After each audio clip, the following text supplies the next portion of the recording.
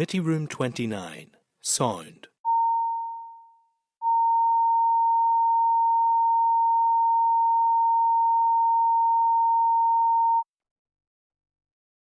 Committee Room 29, Sound.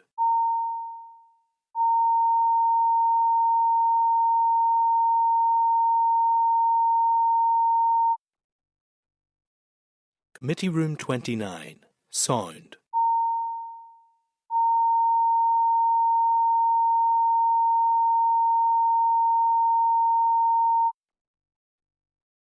Committee Room 29, Sound.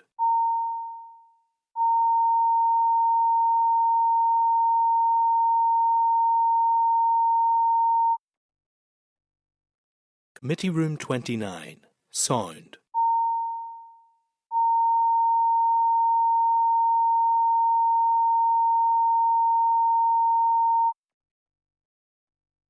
Committee Room 29, Sound.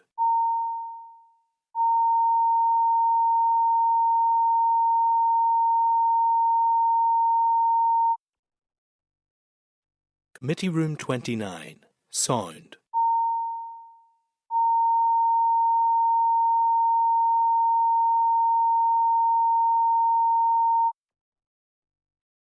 Committee Room 29, Sound.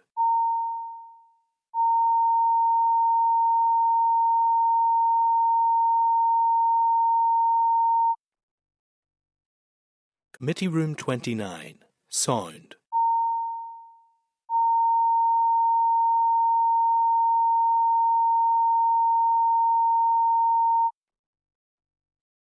Committee Room 29, Sound.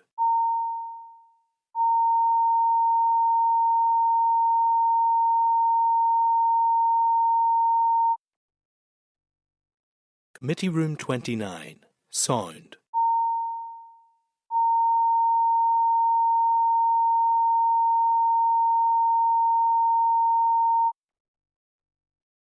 Committee Room 29. Are we in public session? Yes, that's us, ready to go. Main items today, briefing on the school uniform bill from the Bills office and departmental officials. A briefing on the capital budget. We're quorate. Mobiles should be switched off. The committee will be recorded and broadcast throughout Parliament buildings and online. There's nobody in the public gallery yet. Apologies from Nick. Cara will be coming in remotely. Any other apologies? Yeah, it's running late, Chair. Okay, that's no problem.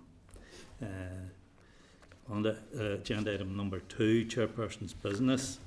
Refer members to a record of an informal briefing and briefing papers from Microsoft, providing an overview on the use of AI in education on Tuesday 25th of February 2025, along with briefing papers at page 5. Anyone want to comment on that? No? Move on to declaration of interest. Anyone want to declare an interest? Okay. Agenda item 4, matters arising.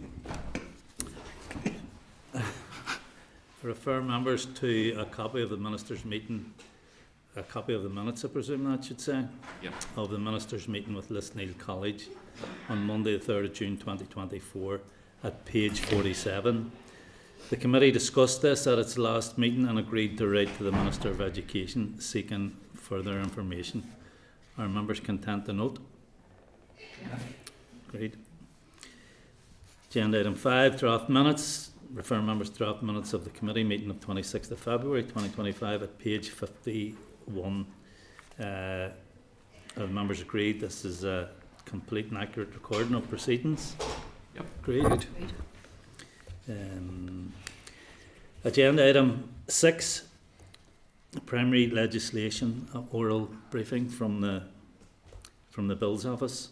Refer members to the school uniform bill at page 62. There's a bill office presentation on page 86 and background papers on legislative scrutiny at pages 100 and 103. Could welcome Stephen Orme, the Assembly Clerk from the Bills office.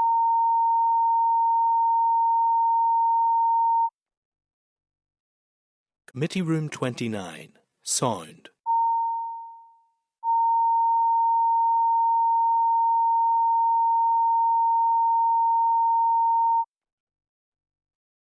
Committee Room 29, Sound.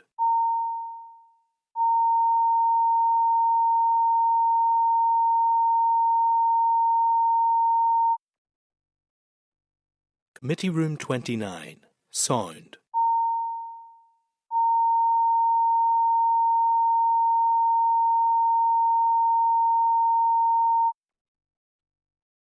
Committee Room 29, Sound.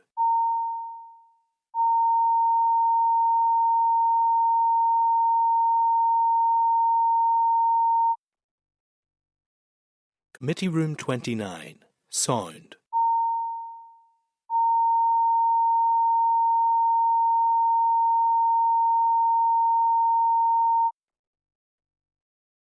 Committee Room 29, Sound.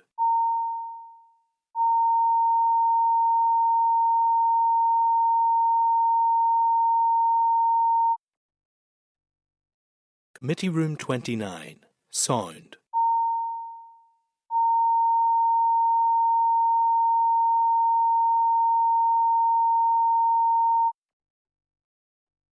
Committee Room 29, Sound.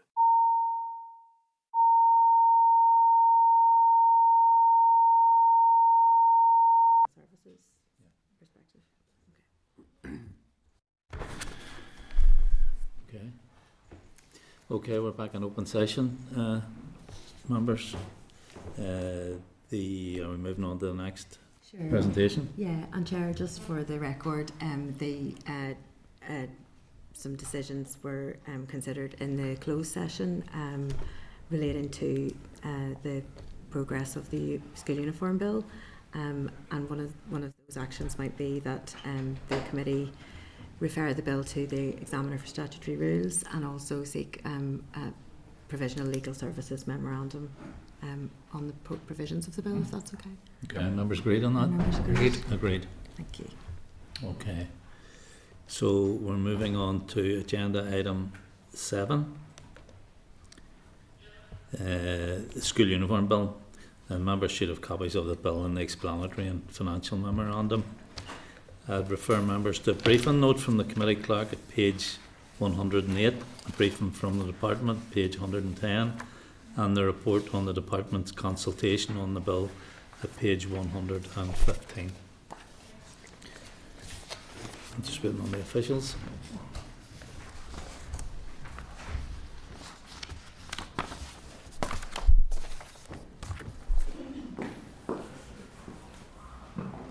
Thank you.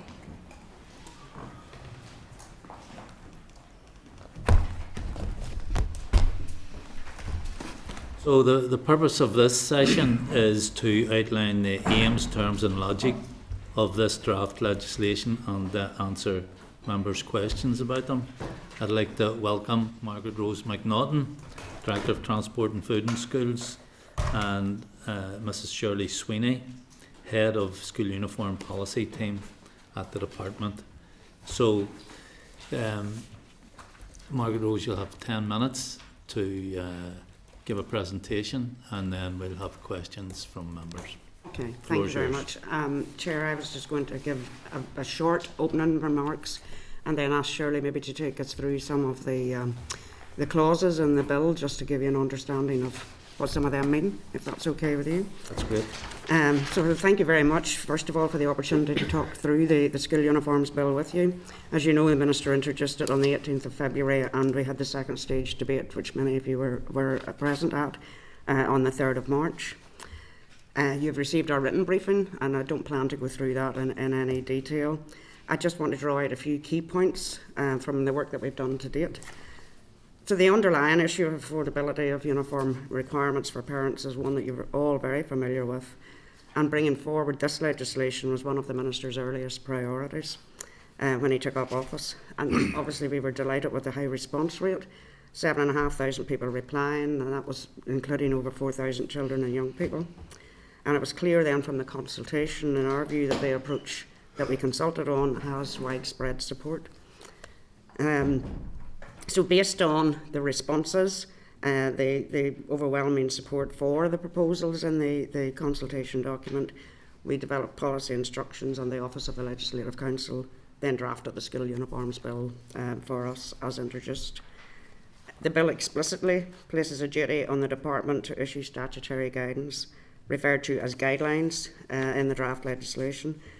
It provides the necessary powers to require schools to put affordability at the centre of their uniform policies, to publish information about the rationale for their uniform requirements, and to consult with parents and pupils in developing and in reviewing these, with this information also to be published alongside cost and supplier details.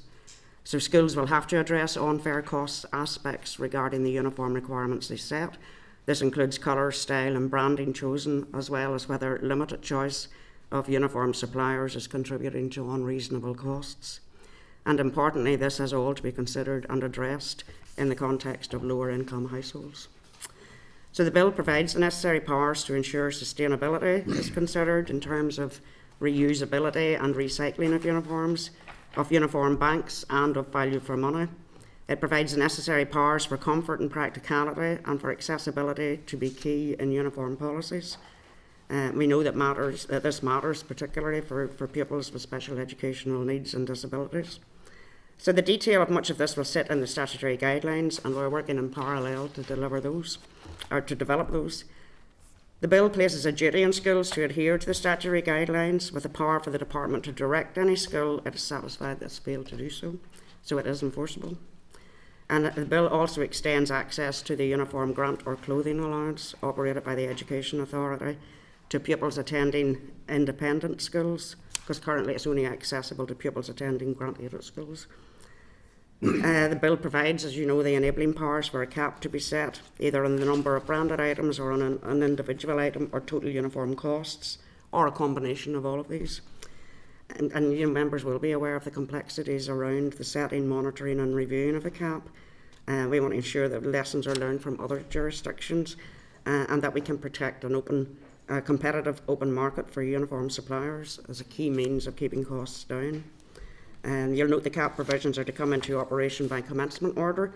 That will allow the majority of the bill to come into operation once it gains royal assent, and at the same time allow work to progress on the detail of the most effective cap, including consideration of who sets and reviews it, how often this takes place and how it operates in practice. So we expect to conduct a further consultation on this detail to ensure that we do learn from other jurisdictions, that we do take on board advice from professional organisations such as the Competition and Markets Authority, and that we fully consider any risks of unintended consequences that could emerge.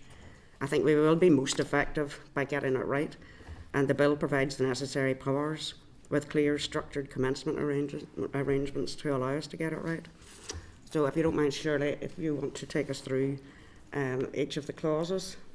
Certainly. Thank you, Margaret Rose. And I will be brief, members, to allow as much time as possible for your questions. As you will see in the bill, there's 16 clauses. Some of those towards the end relate more to title and commencement, so are more procedural. But the bill has been carefully drafted by the Office of Legislative Council based on plain English policy instructions from us. It provides an interlinked framework of duties and powers, and it is drafted to sit alongside existing legislation. So, for example, it uses some terms that are already defined in other education law, such as the 1986 order or the 98 order. If a word or a term is defined in other legislation, then that definition will apply in the bill once it becomes an act. And it would not be good legal practice to repeat that definition. So what OLC has done to assist anyone reading the bill is provide some cross-references. For example, you'll see those in clauses 10 and 13. But also just to say, if a term or a word is not specifically defined, then it would have its natural meaning. So OLC takes all of this into account, as you will probably know, members, when drafting. Every clause has been given careful thought, and that includes where you will see duties. So, for example, the department must carry out or a school must adhere to, supported by the powers, allowing for other matters that may be included in the guidelines. Again, that's a careful framework to reflect the absolutely underpinning purpose of the bill, which is to address affordability for parents. So that has to be addressed, that's a must, and we see that throughout the clauses. And then there are other important matters which will support the delivery of that underpinning purpose, and some of these are framed as may be included in the guidelines, but all of this serves to signpost back to that underpinning purpose. So Clause 1 places a duty on the Department of Education to issue guidelines about school uniform policies to schools, to review these guidelines from time to time. The Department may reissue and must reissue these if the guidelines are revised following such a review. The guidelines may cover specific or general points that schools then must take into account when devising or reviewing their uniform policies, and it may require schools to include additional information or explanation as well. So this provides the necessary powers to require that schools publish the rationale for the uniform requirements, as well as costs, range of suppliers, the consultation that's undertaken, etc. The guidelines may state who is to be consulted by schools when they are devising and reviewing the uniform policies, and how often those are to be reviewed. So here's our power to require schools to consult with parents and pupils. The Clause 8 definition of unfair cost aspects is also relevant here in terms of lower income households, in terms of the range of consultees. So the guidelines may cover transitions in terms of what applies from a particular date, and also may cover transitionary periods for schools. So for example, if they are changing their uniform, then that provides a power to allow for a lead-in time. Clause 1, there's no restriction on the department covering other relevant matters in its guidelines about school uniform policies, and that is drafted because Clause 1 works in tandem, but then is not restricted by what's covered in Clauses 2 to 5. So also then, should a uniform policy issue arise in future, we have the ability to address that. Clause 2 requires the guidelines must address unfair costs aspects of uniform policies, and also cover the comfort and practicality of uniforms, value for money lending of uniforms, and use of clothing banks. Unfair costs aspects is defined in Clause 8. So again, there's linkage throughout all these clauses, and all of this signposts back to that underpinning purpose of affordability. The guidelines may cover what is reasonable or unreasonable in relation to schools specifying particular suppliers or manufacturers for any particular item or set of clothing, including specific styles, which are defined in Clause 9, or for a specific activity or occasion. So this would include PE kits, for example, and also any branded items, so it can be applied to daywear branded items as well as PE. And the interlinkage between the clauses, which I keep referring to, it's important because the definition of unfair costs aspects, which I have already referred to and which sits in Clause 8, that also includes limited suppliers from which parents can buy uniform. And the language throughout is important as well. So it's being described to me that essentially legislation either stops people from doing something or makes people do something, and how that is set out is critical, because if we legislate, for example, to prohibit any school from having a single supplier, the risk then is that we create an unintended consequence that actually in the outworkings could be worse for parents. So we engaged during the consultation with the Competition and Markets Authority. The example that they used was that for a small, possibly rural school, it might actually not be economically attractive for 4 or 5 retailers to stock that uniform. The school actually might be able to negotiate lower prices from 1 or 2 local retailers, as they would then have a higher degree of certainty about the amount of business. So sitting here today, it's highly improbable that we could think of every local situation that might apply. And that's why it's so important to get right the balance of duties and powers expressed in the bill, enabling requirements to be set out in the statutory guidelines that don't create such unintended consequences and that can adapt to changing circumstances over time. And again, always with the outcome of addressing affordability for parents underpinning everything. Clause 3 allows the guidelines may set requirements or restrictions on the numbers of items or sets of clothing a school can require pupils to wear. So that enables the cap on the numbers of branded items. And again, that can be daywear as well as PE kits. And that's drafted subject to a commencement order, as is Clause 4, which allows the guidelines may set a maximum cap on the upper limit. So that's a financial amount for an item or set of items, or for the total uniform requirements. Again, day wear as well as PE. And it provides the power for the guidelines to state the expectation that schools design their uniform requirements to stay within such a limit. But the reason that clauses 3 or 4 are subject to commencement orders is twofold. Firstly, the detail is best set out in the guidelines, so to allow for agility to ensure that any cap which is put in place is working or can be changed if it was not working. And secondly, there's more work, as Margaret Rose has already stated, there's more work to be done in relation to a cap, who sets it at what point in the year, bearing in mind that schools do have other legal duties, such as publishing their uniform requirements in their prospectus, which again is required in law to be 6 weeks before parents apply for admission. So how caps would be monitored, reviewed, what happens in unexpected circumstances, or created by world events, for example. So these are all questions that need to be considered. And members at the second stage debate stated a willingness and desire to get properly scrutinised legislation in place as soon as practicable to make a difference for parents. So bringing clauses 3 and 4 in via commencement order allows for the necessary work on any cap to be completed in parallel with bringing in the statutory guidelines, but without delaying them. Clause 5 allows the guidelines to be applied generally to schools or separated for primary and post-primary schools, school types, year groups. And that allows for the guidelines to differentiate between primary, post-primary schools, school stages, so where there's issues that we hear of in terms of different uniform requirements, for example, Key Stage 3, different from Key Stage 4, sixth form, that just allows for flexibility in the guidelines and should that differentiation be required. Clause 6 importantly places the duty on schools to adhere to the guidelines. So the manager of a school the guidelines apply to must adhere to them when devising, reviewing policy, when implementing and enforcing, and the same applies to any member of staff who's involved in devising, reviewing, implementing and enforcing the uniform policy. And the reason that's important is, we have heard concerns about pupils sometimes being unjustly penalised for their uniform, but that might be an affordability rather than a disciplinary issue.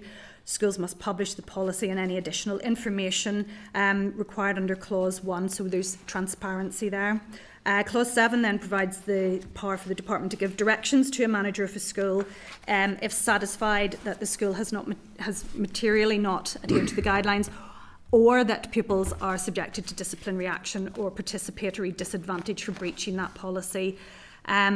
It sets out the means by which the department becomes satisfied, so through the assessment of the published policy, information via complaint, or in an ETI report.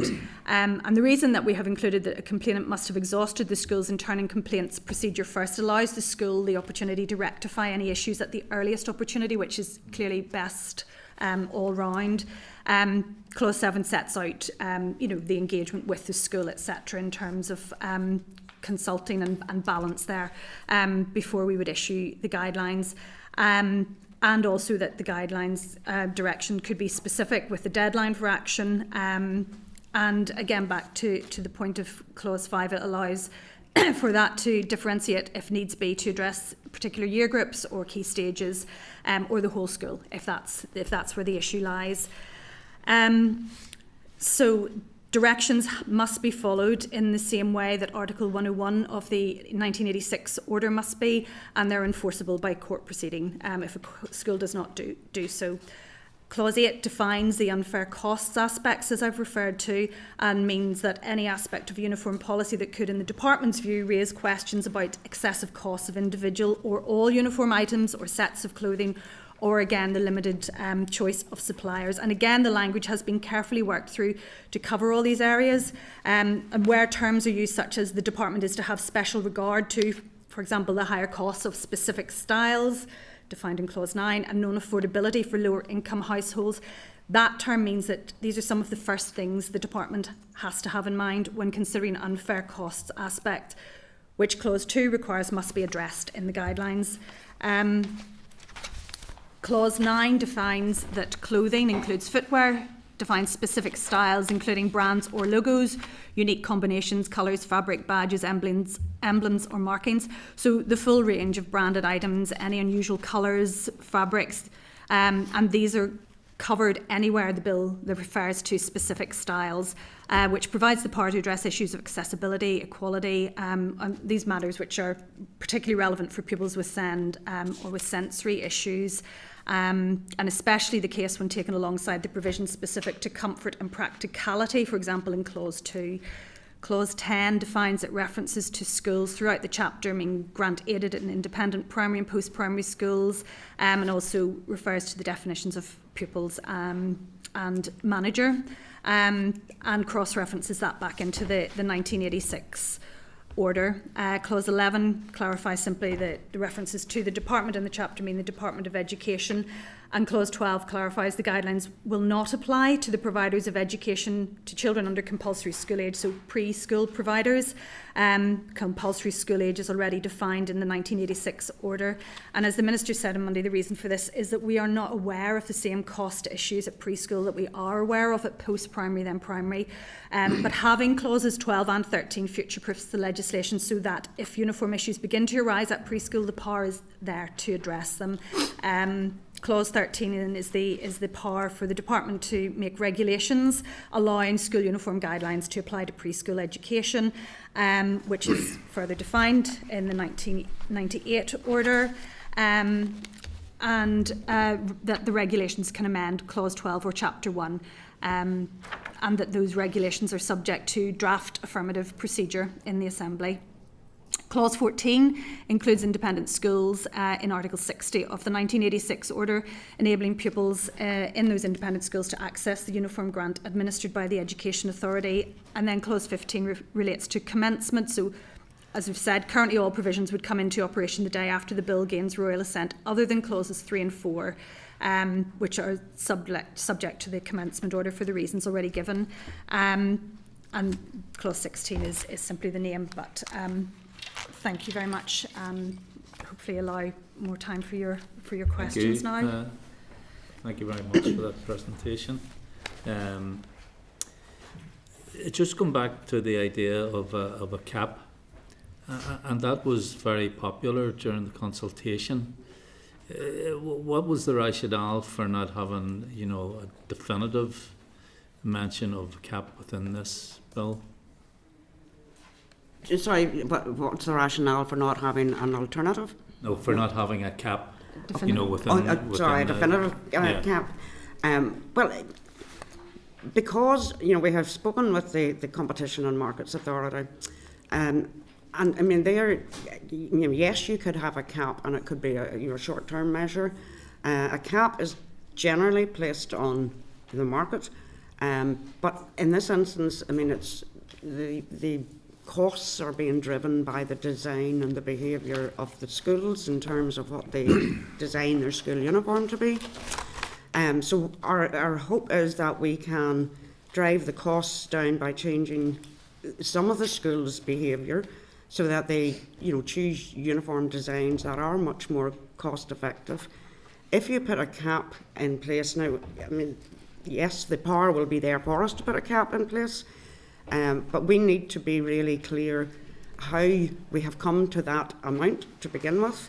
There'll be a significant bit of work, I suspect, in sourcing the market to see just what you would set that cap at, what level you would set that cap at, because there is such a variation in the cost of uniforms at the moment. Some schools can do it for very low cost, whereas others have very high costs associated with it. So there is a fairly significant piece of work to be done there. None of us is to say that we won't be doing it. We will be doing that work. We have started drafting a consultation document on a cap, but we need to get that data in behind it, to be able to get the consultation document out. And I think it's that balance again between what is explicitly provided on the face of the bill and what it provides the power to do, and it's that agility, so that the Competition and Markets Authority was very clear that we could be addressing the symptom here, which is the high costs of uniform to parents, but is that actually the root cause, or is the root cause the school's decisions in terms of what the uniform requirements are? We also have previously taken legal advice that was clear we need to be careful not to get into competition law territory, so a cap wouldn't be placed on retailers in terms of their charging, and that is where it becomes particularly complex, if the costs are outside their control, national insurance, local national insurance rate increases, etc. All of those are outside their control, so the cap would not be on the retailers, it would be on the schools. So it's the balance, and it's really driven by a desire, Chair, to get it right and to allow the fact that if unintended consequences, the risk of, for example, a school that is actually able to provide its full uniform for a lower price, but seeing the cap, and we all know perception can be a very big driver in school reputations and how parents are applying to the school. So there was a risk articulated, that school could actually be able to deliver a lower cost uniform, but actually put its requirements up to be seen to be the same as others. So it's balancing those risks out. Are you aware of cap being legislated for in any other jurisdictions? No? No. Okay. And other than what England is currently, Margaret Rose, other than what England is currently doing, which is now having made the guidance statutory with no provision for a cap, which is different from the school uniforms bill here.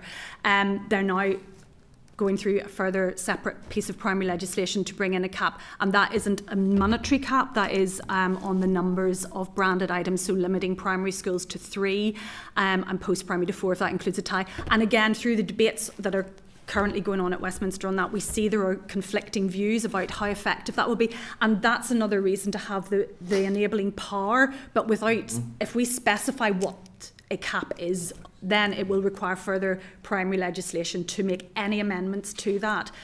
Whereas if we can have the power and the agility through the guidelines, which have statutory effect, so they have the same effect, that means that if we see that works or doesn't work elsewhere, or we see that the costs are coming down, or we see an unintended consequence that we simply haven't thought of yet, we can make adjustments to change and fix that.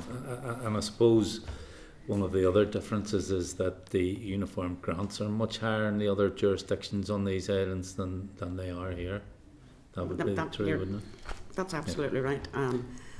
Obviously, the uniform grant clothing allowance, it's very much dependent on the budget that we have at any given time, and I would give you an assurance that we do bid regularly to try to increase the costs, and we did increase it slightly, by 20% just over 2 years ago, to bring it up slightly.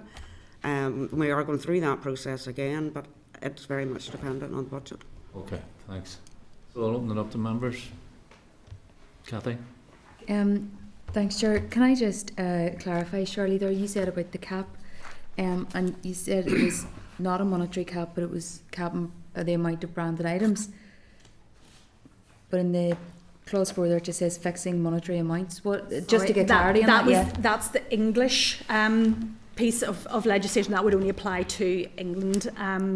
Cathy, so it's not, our bill is different. Okay. Apologies if I wasn't clear about which piece. So that is what they're including in the Children's Wellbeing and Schools Bill, which is currently going through Westminster. That is the approach that they're legislating for in that. Okay, and would a cap here then, I know you're going out to consultation and all of that, but does that look at actually putting a fixed monetary amount, and how would that then be kind of reviewed, or Those are all of the issues we'll be putting into the consultation document. It will look at both a cap on the number of items as well as a financial cap, and exactly that, who will review it, how it will be reviewed, who will monitor it, do we need an independent body, and actually, given our budgetary position as well, is that the best use of the resources at that particular time? Or how, all of those questions have got to be answered yet, Okay. And clause 4 provides that power that you're talking about, a monetary cap. Clause 3 then provides the power, if the cap was to be on branded items and limiting those, and the way that OLC has drafted it, it could be a combination of those, if that was what emerged as the most effective way. And it's just how do we drive those costs down and how do we keep them down? But it's in clauses 3 and 4 is the monetary. And then, so in terms of the branded items, then is there a mechanism, you know, without clause 3 coming, or clause 4, sorry, the capping, to look at the branded items prior to that, in terms of, you know, under clause 2? Yes, clause 2. So anywhere you see the term specific styles, it's apologies, I appreciate that my presentation at the beginning was referring across a number of the clauses, but that is defined in clause 9, and that is, so the clause 9 definition of specific styles includes particular makes or brands or having particular logos.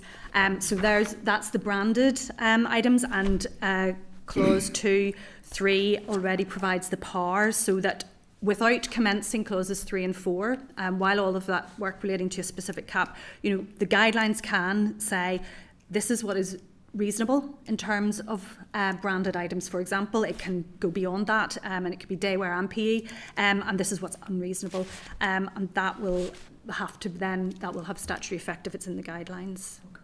Okay, thank you. Thanks, Chair. Okay. Michelle? Chair, thank you for that presentation. I'm going to ask about the cap as well, just for clarity. I think everything you've described so far about the cap does seem quite negative, that you're against it, that you kind of already made up your mind on that. That's what it sounds like, and you don't mean it to, but it does sound a bit like that's already where your head's at. There's lots of issues, concerns with it. Can you just talk a bit more about where you're at in terms of developing that cap, the consultation? Apologies, man. I don't mean to sound negative. I just want people to be aware of the risks there are with the cap, and you know, we are talking to the professional bodies in terms of what a cap might look like and what it could do. And I think we're just trying to get across the change in behaviour of schools is the one thing that is likely to drive down the costs, rather than have a very specific cap and to have to go and review that every year. But yeah, it probably does sound a bit negative, and I do apologise for that, but we do have a considerable amount of work to do in actually working out what, you know, a financial cap might look like. We have started drafting. I have a draft of the consultation document with me somewhere, but I can't get my hands on it here. We have started drafting it, and we plan to take that forward as, you know, over the coming weeks, as the bill here goes through the scrutiny stage, so that we would be in a position to go out to consultation, certainly, you know, within the next couple of months. Obviously, the whole purpose here is to get costs down. And you've mentioned England. I think there was legislation in Wales as well. None of these have really had the effect of bringing costs down. So it would seem reasonable that there needs to be an alternative way to do this, to actually bring costs down, to try something different rather than replicating what appear to be failed approaches already. And just to say, you know, what we're trying to achieve is getting it right. A key difference is that the bill is drafted here. Schools must adhere to it. That is different from England and Wales, where schools have to have regard to it, and that and we have taken legal advice on the you know, as I say, you know, a finite amount of words on the page. There's been a lot of engagement and work in terms of what those are.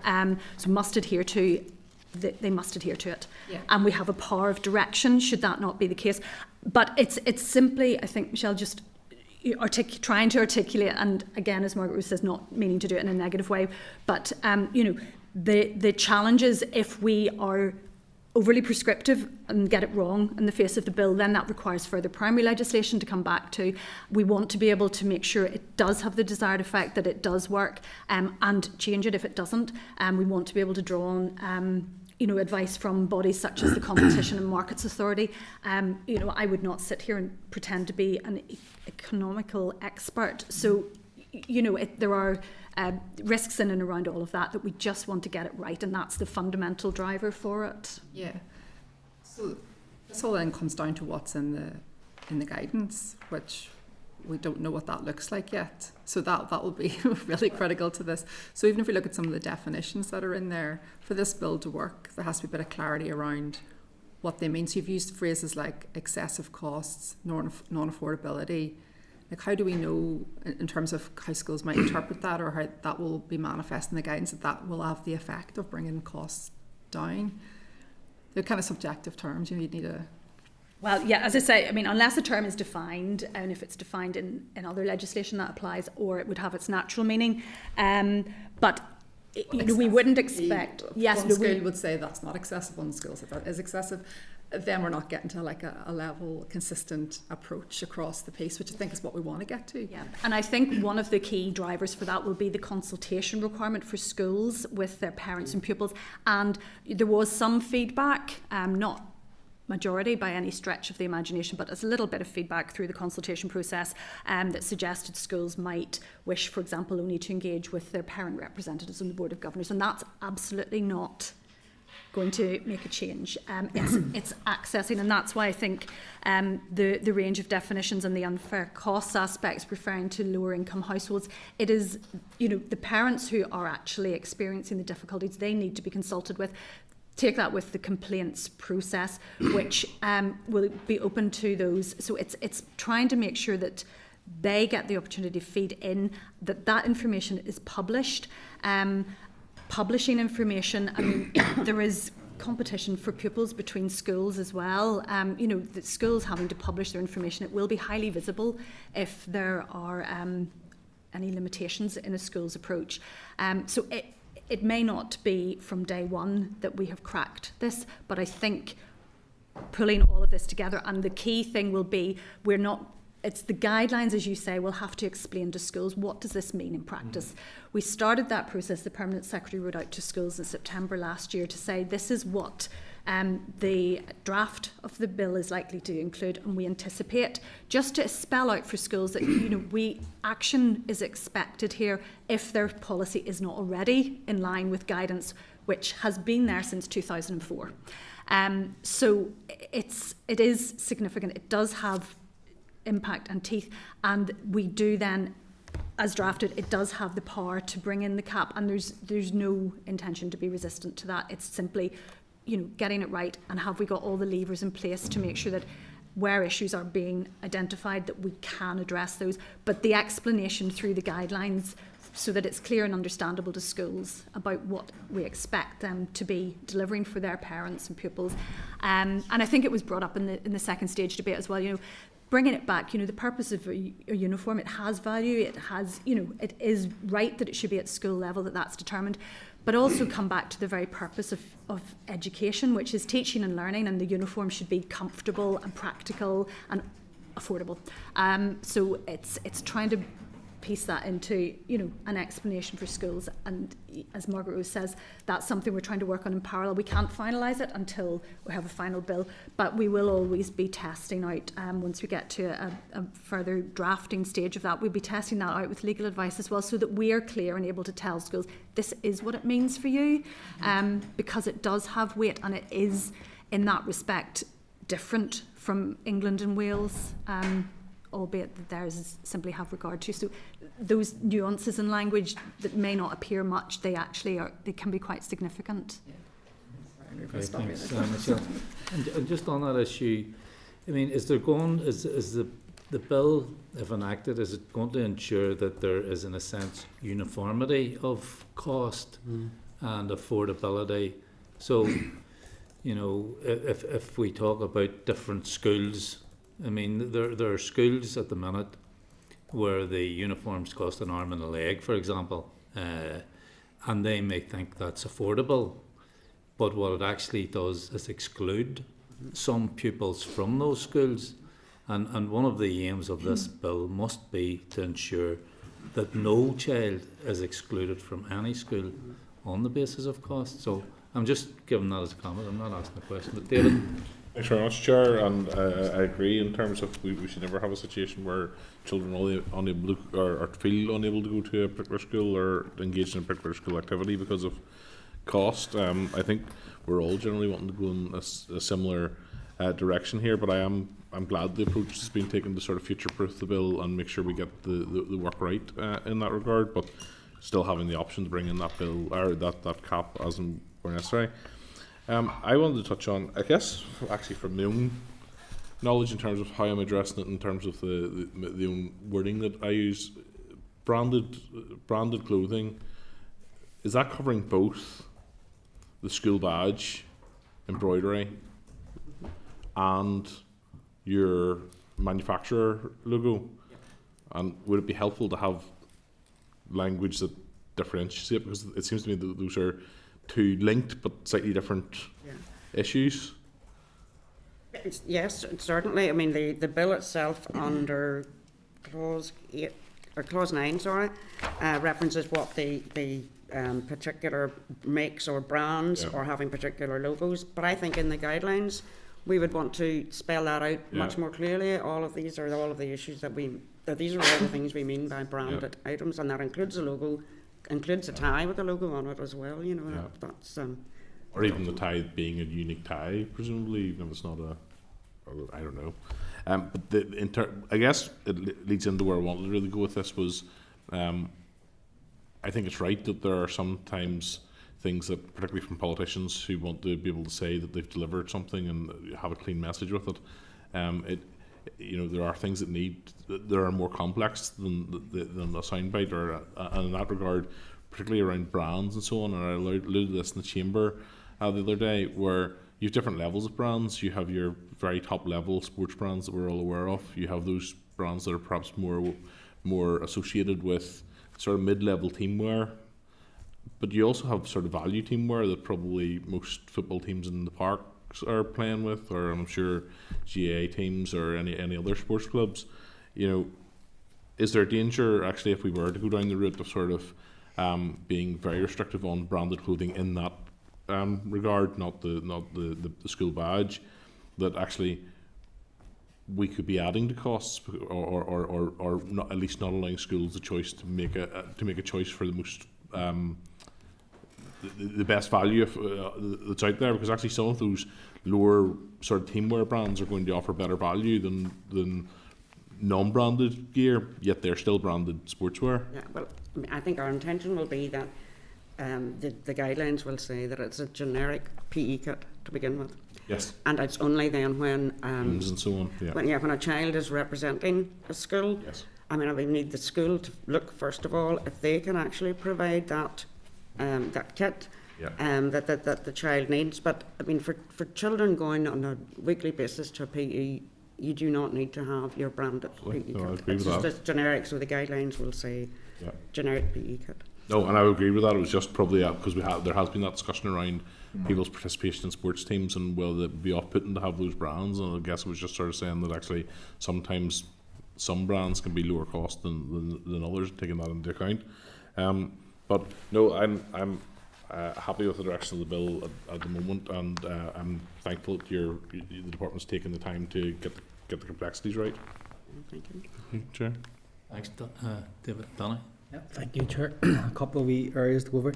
See, just to kick this off, the average secondary school costing is going to be anywhere between £177 to £378 per child. This bill as it stands, how do we see that bringing down the cost, and how would it do that?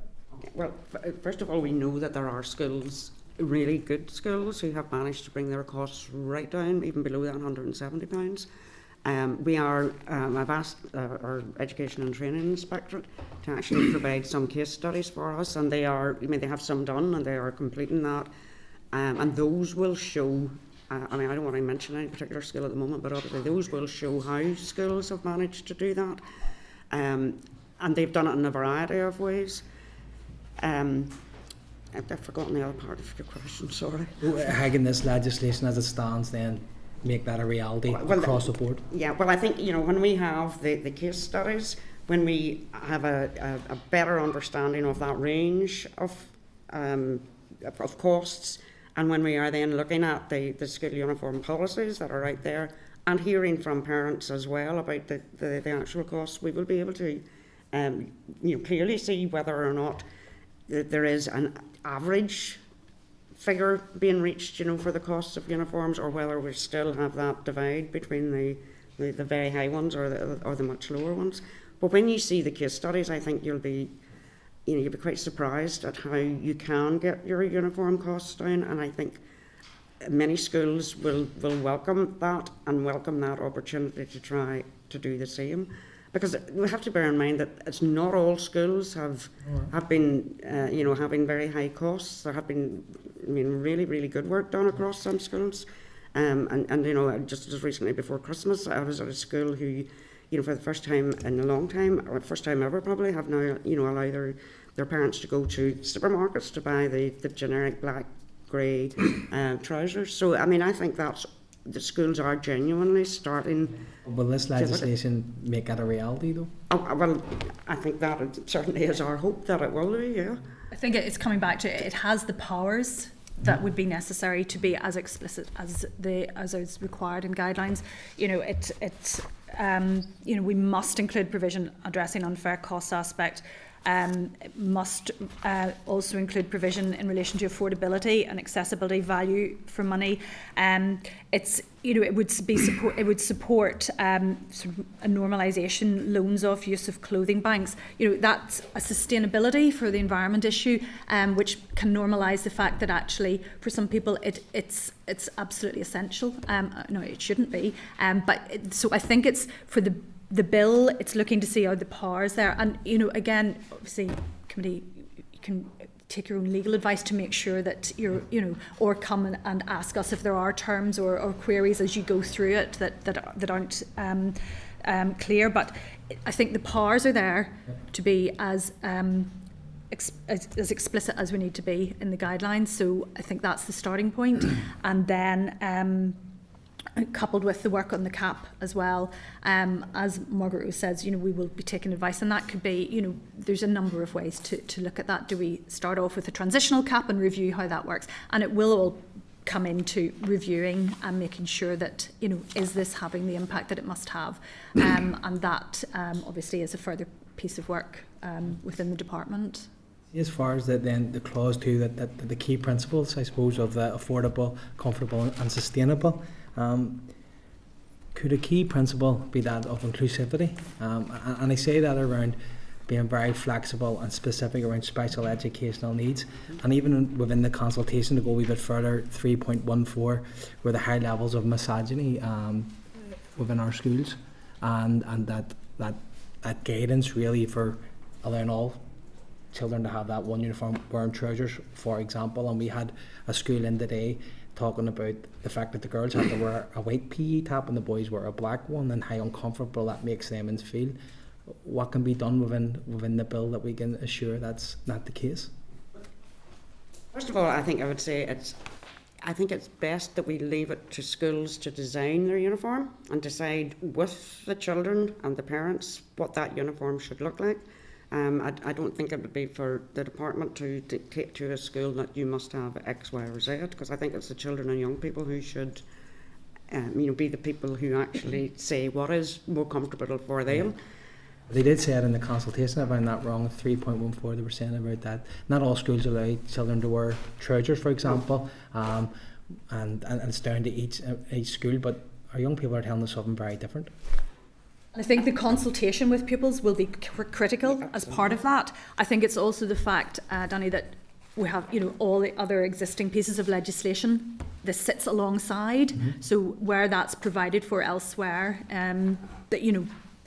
that this sits in that context, not separate from or distinct from. So, for example, I know some of the provisions, many of the provisions in the Special Education Needs Disability Act 2016 haven't yet been commenced. However, the Voice of the Child, Section 1, has been commenced. So there are, there's links there to support all of that.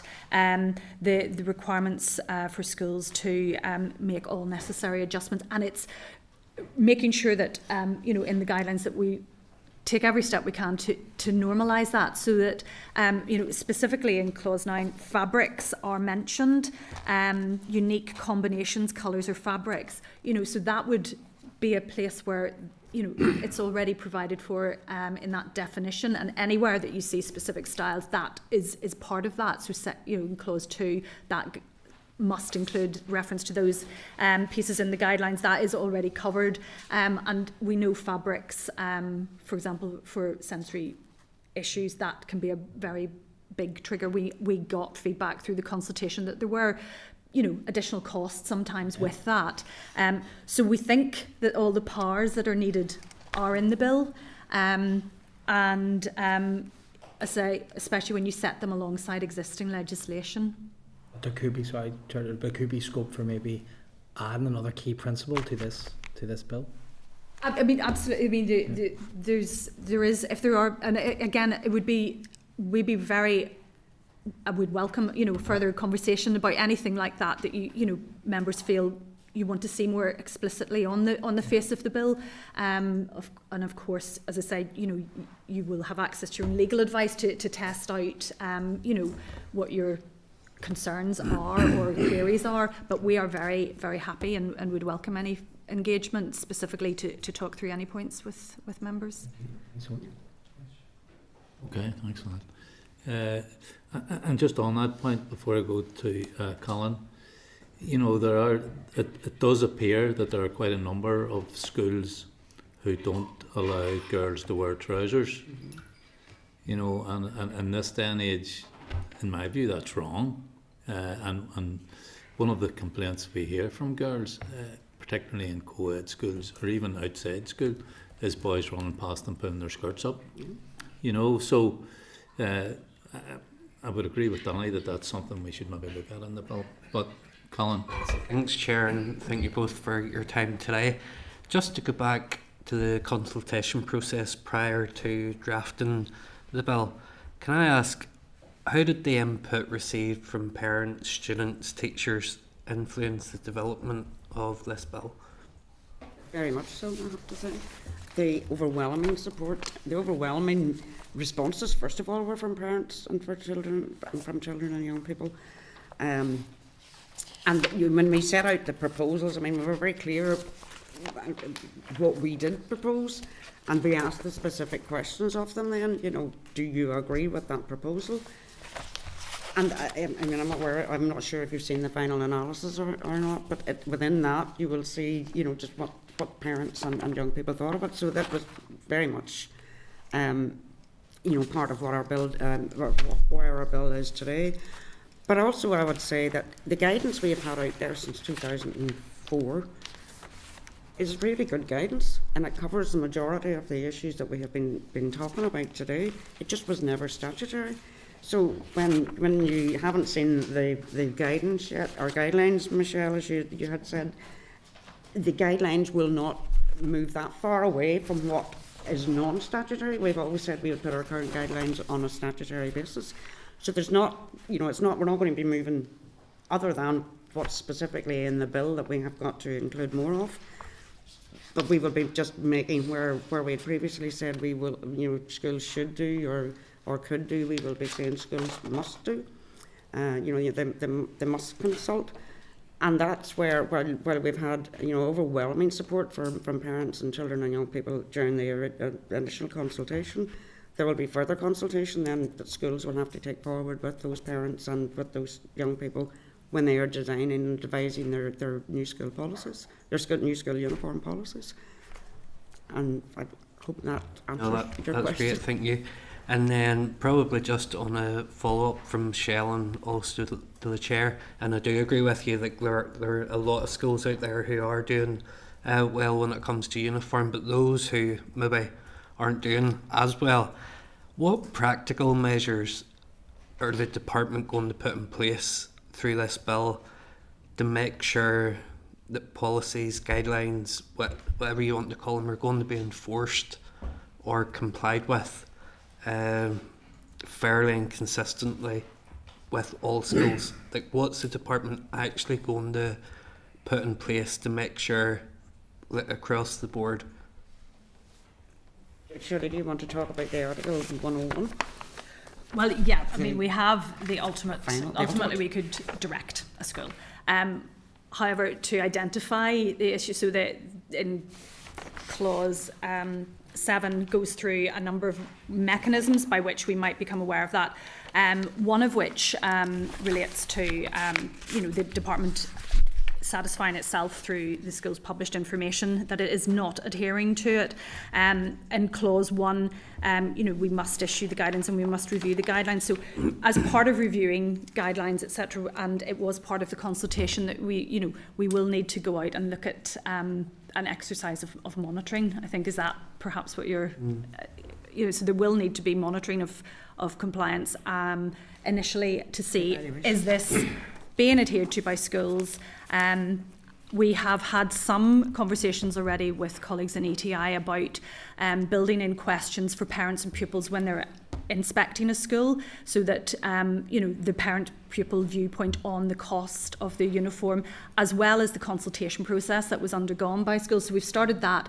We can also look, and again, this is an early conversation with the ETI about that type of evaluation of monitoring, a separate piece to the normal school inspection, as well as the reporting against uniform findings as part of the school inspection, which again is referenced in relation to the direction. That's another means by which we can become aware of a problem, and is already covered in Article 102 of the 86 order. So it's bringing all of those pieces together, but ultimately we do have the power then to direct a school, and that has legal enforceability. So we hope never to get to that point, because this is as much about supporting those schools to change their practices as anything else.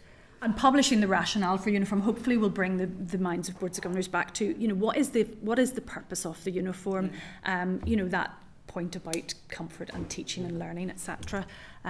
So hopefully then, with the illustration of some good practices to how other schools have actually done it, will be helpful. No, that's great. Thanks, Chair. Thanks, Colin. Thank you. Peter? Thank you very much, Chair, and thank you for your presentation this afternoon. I'm going to start just picking up on where some other people left off, which is just to tease out that concept of excessive costs and that term. And precisely, my understanding would be that would be what you might call a generic legal term in primary legislation, probably drafted by OLC. And whilst it might seem to us to be, and the Chair pointed this out, whilst it might seem to us to be, well, what is excessive? How do you define excessive? Where are the variables around excessive? That actually that will be dealt with in the guidelines. Am I right in saying that, or? Yes. Well, yes, it will. I'm not. How far do you want us? How far do we need to go in terms of defining excessive costs? So I suppose the point I'm making, Margaret Rose, is that in primary legislation you're not going to put a number in there. Is that right? No. Okay, it's just to sort of tease that out. So, and the excessive costs, Peter, it'll be based on the lowest income households within that particular area. So it could vary from area to area, but if you're looking at the lowest income households, that's where we will. That's the starting point for the schools. Yeah, I'm picking up, if I may, Chair, on a point you'd made earlier about not, because it ties in with a point you've also made, Peter, about not parents not being prevented from applying to a school. That's why the complaints clause was written in the way that it was, so that anyone can make that complaint. So if a parent is looking at all the published information, so the transparency is there at an early stage, they're looking ahead and they're thinking that uniform cost seems excessive to me, so they can complain to and write into the Board of Governors, ask for information, and then they can complain to the department. We will look at that. So it's trying to make sure that wherever we can, everything is open. But yes, you are correct. If we set a specific number on excessive costs today, would that still be the case in a year, 5 years, 10 years? and that's the thinking behind that, so that in the guidance which follows, or the guidelines which follow this legislation, that can be addressed. Okay, some sort of very simple sort of yes or no questions. Okay, so does the legislation in 3 and 4 in terms of it being primary legislation, does it give the power to introduce a cap in later stages? Let me put it like that. Absolutely. Okay. Yes. Yeah. In the guidelines. Yeah, in the guidelines. In guidelines. Okay, so let's go with the guidelines for a second. So the guidelines are likely to be, and Margaret Rose, again, you referenced this, there's actually, even the English model, if you take it back before they started looking at capping the amount of items, I mean, the stuff wasn't bad. The guidance that they'd issued wasn't bad. But as you reflected, it wasn't statutory, so it was them sort of saying to schools, you should really do this. But actually the guidance itself wasn't bad.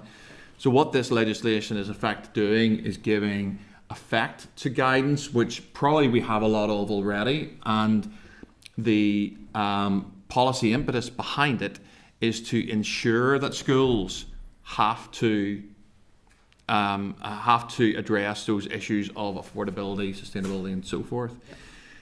So once if this is passed by the Assembly, in terms of the commencement clauses, everything bar 3 and 4 goes immediately after royal assent, and 3 and 4 effectively come and play once the department says go.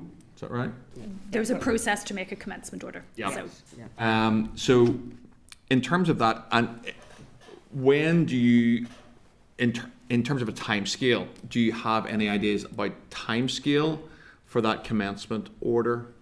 I mean, I'm not saying, August 2026 or anything, but in general principles. I think in general principles it would be throughout the course of next year sometime. That's maybe a bit too broad, but I mean... No, that's fine. That's fine, Margaret Rose. Yep, sure. It's not something that we are going to delay in any Okay. way. And final question then from me is just in terms of the guidance or the guidelines. I'm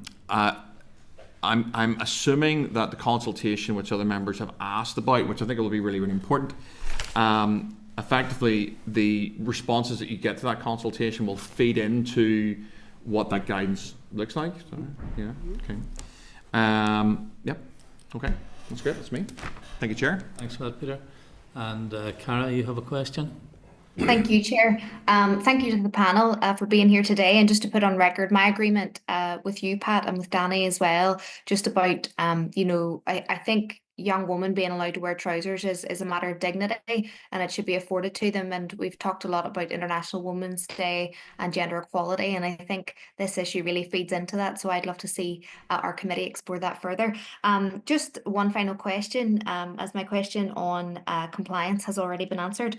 Just around on page 129 of our packs, I did see there was contributions about that if we do implement uniform changes, some have suggested, some of the participants in their response, which I'd imagine are suppliers, would like to see this sort of phased in with 2 to 3 years.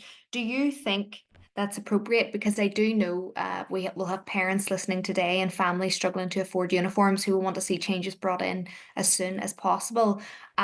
What do you think of that feedback, or how is that being reviewed? Well, first of all, I don't think we would see a lead-in time of 2 to 3 years as being appropriate. The Permanent Secretary did write out to schools last September advising them, that this legislation was coming and start preparing now. So those discussions should already be happening with their suppliers. Now, not all schools are going to have to change their uniform. They may just have to remove some items or reduce some of the items that they're asking for. And some schools are already in the process of reviewing their uniforms. It's when they come to review, I guess, there needs to be a bit of a lead-in time for children going through the school, that they don't, if they're in third year, that they are what's third year? 10. Year 10. That's all right. Giving your age away, Margaret Rose. When they're in that, that they don't have to change their uniform until, another certain point in time, that children are not being, or parents are not being asked to buy, basically, 2 uniforms, so that there is a lead-in time there.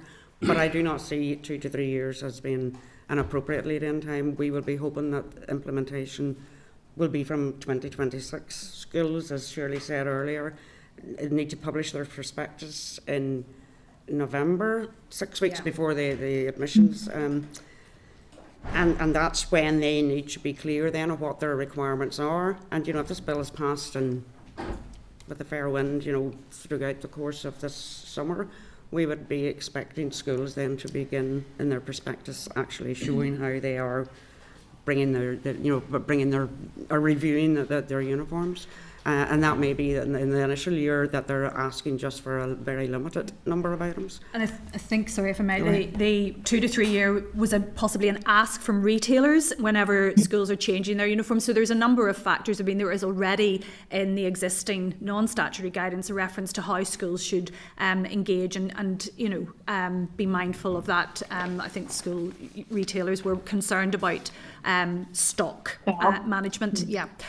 So that doesn't, as Margaret Rose says, that doesn't stop the guidance coming in, but we do have provisions in terms of transitional and transitory. We can cover in the guidelines, best practice in terms of schools' engagement with their retailers, which I think is where that time scale, and that would tie in again with sustainability, because parents did in the consultation responses refer to where changes had been made and they had maybe just bought a new blazer and they were then required to buy a further new blazer, and that clearly is a significant expense.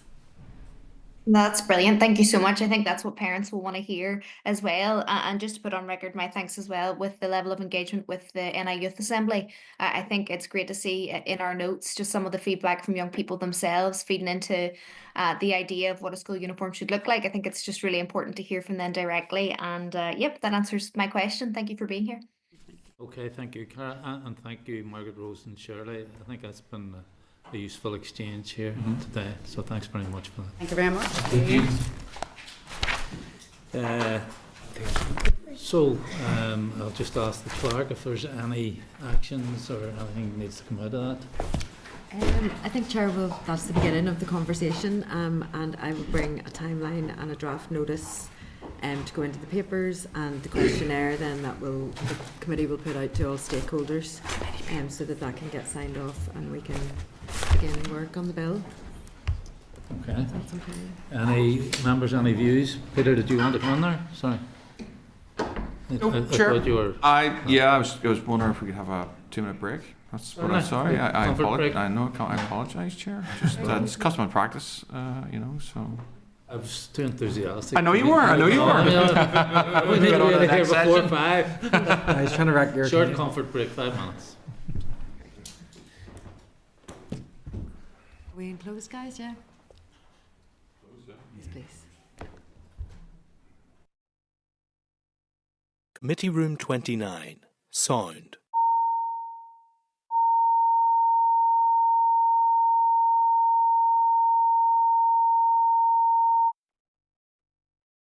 Committee Room 29.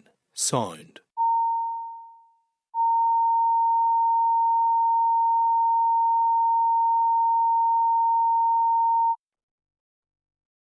Committee Room 29. Sound.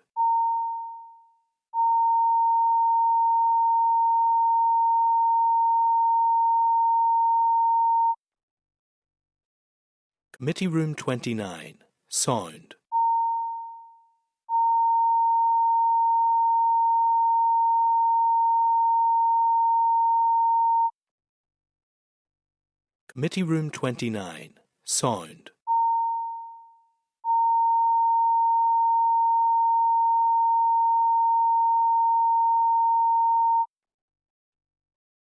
Committee Room 29. Sound.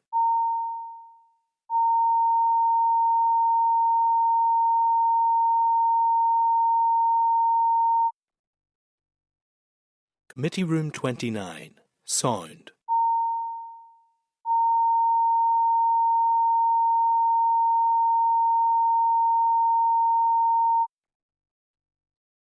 Committee Room 29. Sound.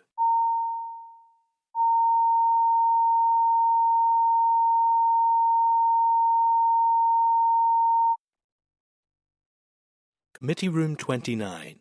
Sound.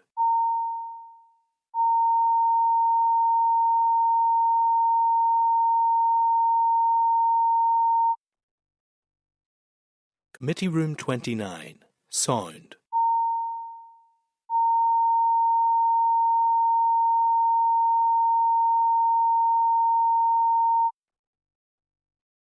Committee Room 29, Sound.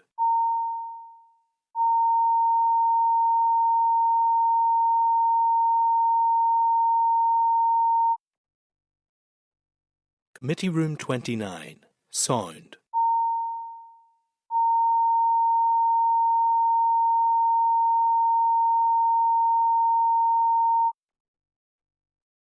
Committee Room 29, Sound.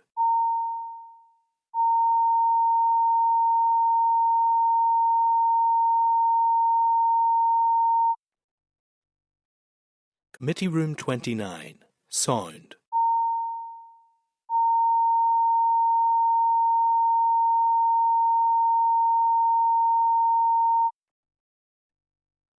Committee Room 29, Sound.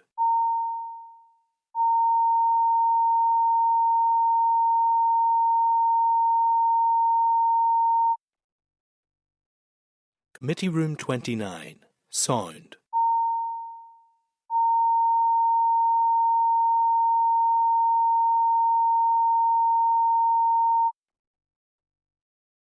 Committee Room 29, Sound.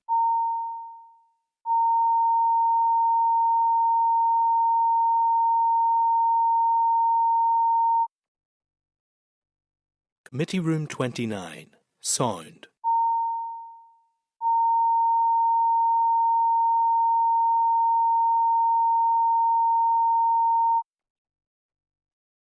Committee Room 29, Sound.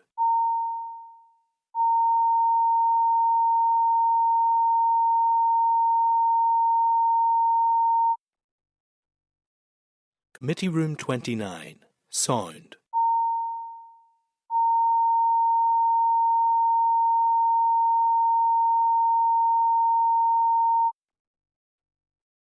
Committee Room 29, Sound.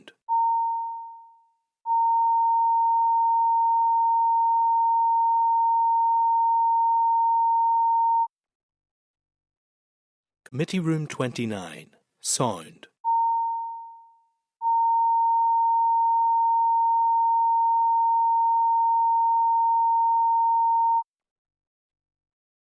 Committee Room 29, Sound.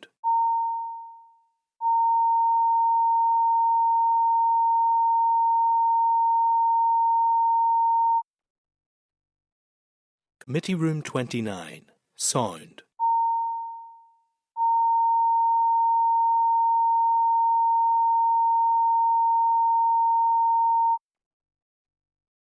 Committee Room 29, Sound.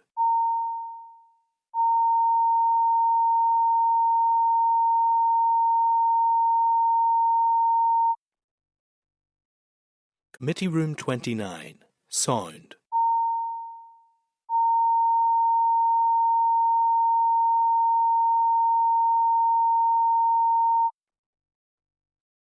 Committee Room 29, Sound.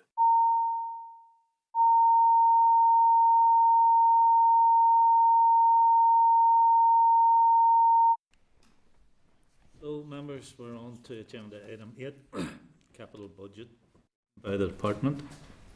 Refer members to the briefing note from the committee clerk at page 160 and a briefing paper from the department at 162.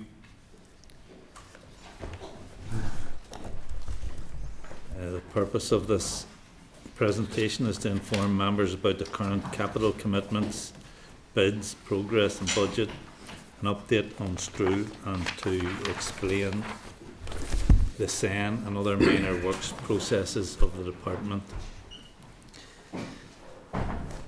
So you're all very welcome.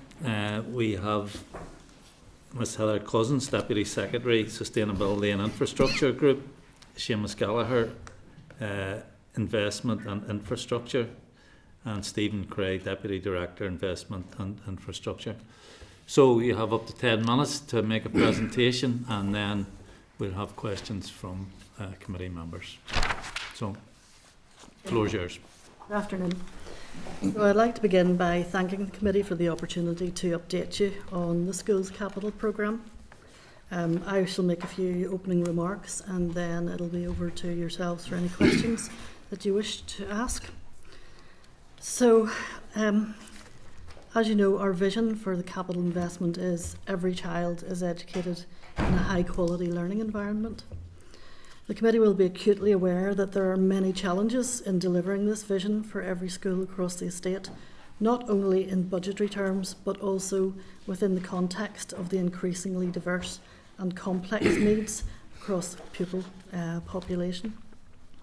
The number of pupils presenting with statements of special education needs has increased from 19,000 in 2019 to 27,000 pupils currently. In the past year, we have created a SEN-specific capital programme, and within that programme have created an additional 1450 SEN places across both special and mainstream settings. The committee will also be aware that the department has faced almost a decade of static capital budgets in an environment of rapidly rising costs, which has significantly reduced our spending power. At the same time, our needs across all programme streams continue to escalate. In addition, we are faced with an ageing and dispersed estate. Many schools built in the mid-20th century are now reaching the end of their lifespan and are no longer fit for purpose. We are also seeing the consequences of long-term underinvestment and a 15-year backlog in planned maintenance. This is an increasing cause for concern, as highlighted in the recent Northern Ireland Audit Office Value for Money report, Managing the School's Estate. Given the extremely constrained capital budget in 24-25, difficult decisions were taken at the start of the financial year to control expenditure. As a result of these measures and the additional funding received through funding rounds, I'm pleased to report that we expect to remain within budget this year. By way of an update across our capital programme areas, in major capital investment, which focuses on new build schools or substantial extend and refurbishment projects, 103 projects have been announced since 2012, and 35 of those have completed. There are currently 5 projects on site. 2 of these are due to complete within the current financial year, and 2 are due to complete early in the next financial year. The remaining project is due to complete in the 26-27 financial year. In the School Enhancement Programme, which concentrates on refurbishment and extension of existing schools, 72 projects are currently advancing in planning. Under the Fresh Start Programme, 28 projects were announced. 8 of these have been completed, 6 are in construction, and 3 have been discontinued. And since the removal of Fresh Start funding, 11 projects have transferred to the department's executive-funded Major Capital Works programme. The Minor Capital Works programme consists of smaller scale works. The constrained capital budget position has meant that in recent years, minor works have been restricted to Ministerial Priority 1, that is, those works that meet inescapable statutory requirements such as health and safety, fire protection, safeguarding, and statutory obligations under the Disability Discrimination Act. With the creation of the new standalone SEN Capital Investment Programme, all SEN-related capital works previously being taken forward within our conventional capital programme streams were for the first time brought together under one dedicated programme with its own strategic focus and dedicated budget. The Stroll Shared Education Campus is a pioneering programme to relocate 6 schools in Omagh to be co-located on the site of the former Lissanelli Army Barracks. The main works contract formally began in September, with construction work beginning on site in early February 2025. Education Capital supports a range of other projects including ICT, school bus replacement, investment in youth centres, and any capital needs across the department's arm's length bodies. So that's 24-25. The draft budget for 25-26, we face further challenges in that budget.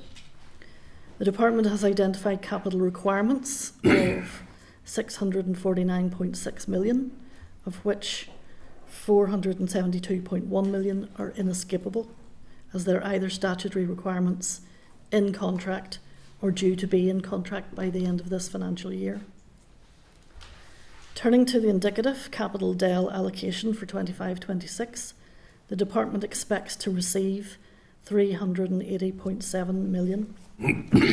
However, when earmarked allocations of 102.8 million for Stroll and 59.9 million for Fresh Start funding are taken into consideration, this leaves an indicative initial capital budget allocation of 218 million for all other capital programmes. Chair, you will note that when compared to an estimated requirement of 309.4 million, this leaves an estimated shortfall of 41.4 million in respect of the funding required for inescapable capital pressures. I would also highlight that, leaving aside the earmarked allocations, the coming year's proposed budget is some 16.3 million down on the department's opening capital position for 24-25, and that is an almost 7% reduction. Difficult decisions will again have to be made as to what can be brought forward within the context of this reduced allocation and could jeopardise key and critical initiatives. The department's aim would be to invest in a large-scale school building programme to modernise our schools estate at pace. However, in the absence of significant additional capital funding, this is simply not possible. Our Minister is continuing to make the case for substantial additional investment to allow for planned maintenance and a greater number of smaller high-impact projects, so as many children and staff as possible can benefit from capital investment.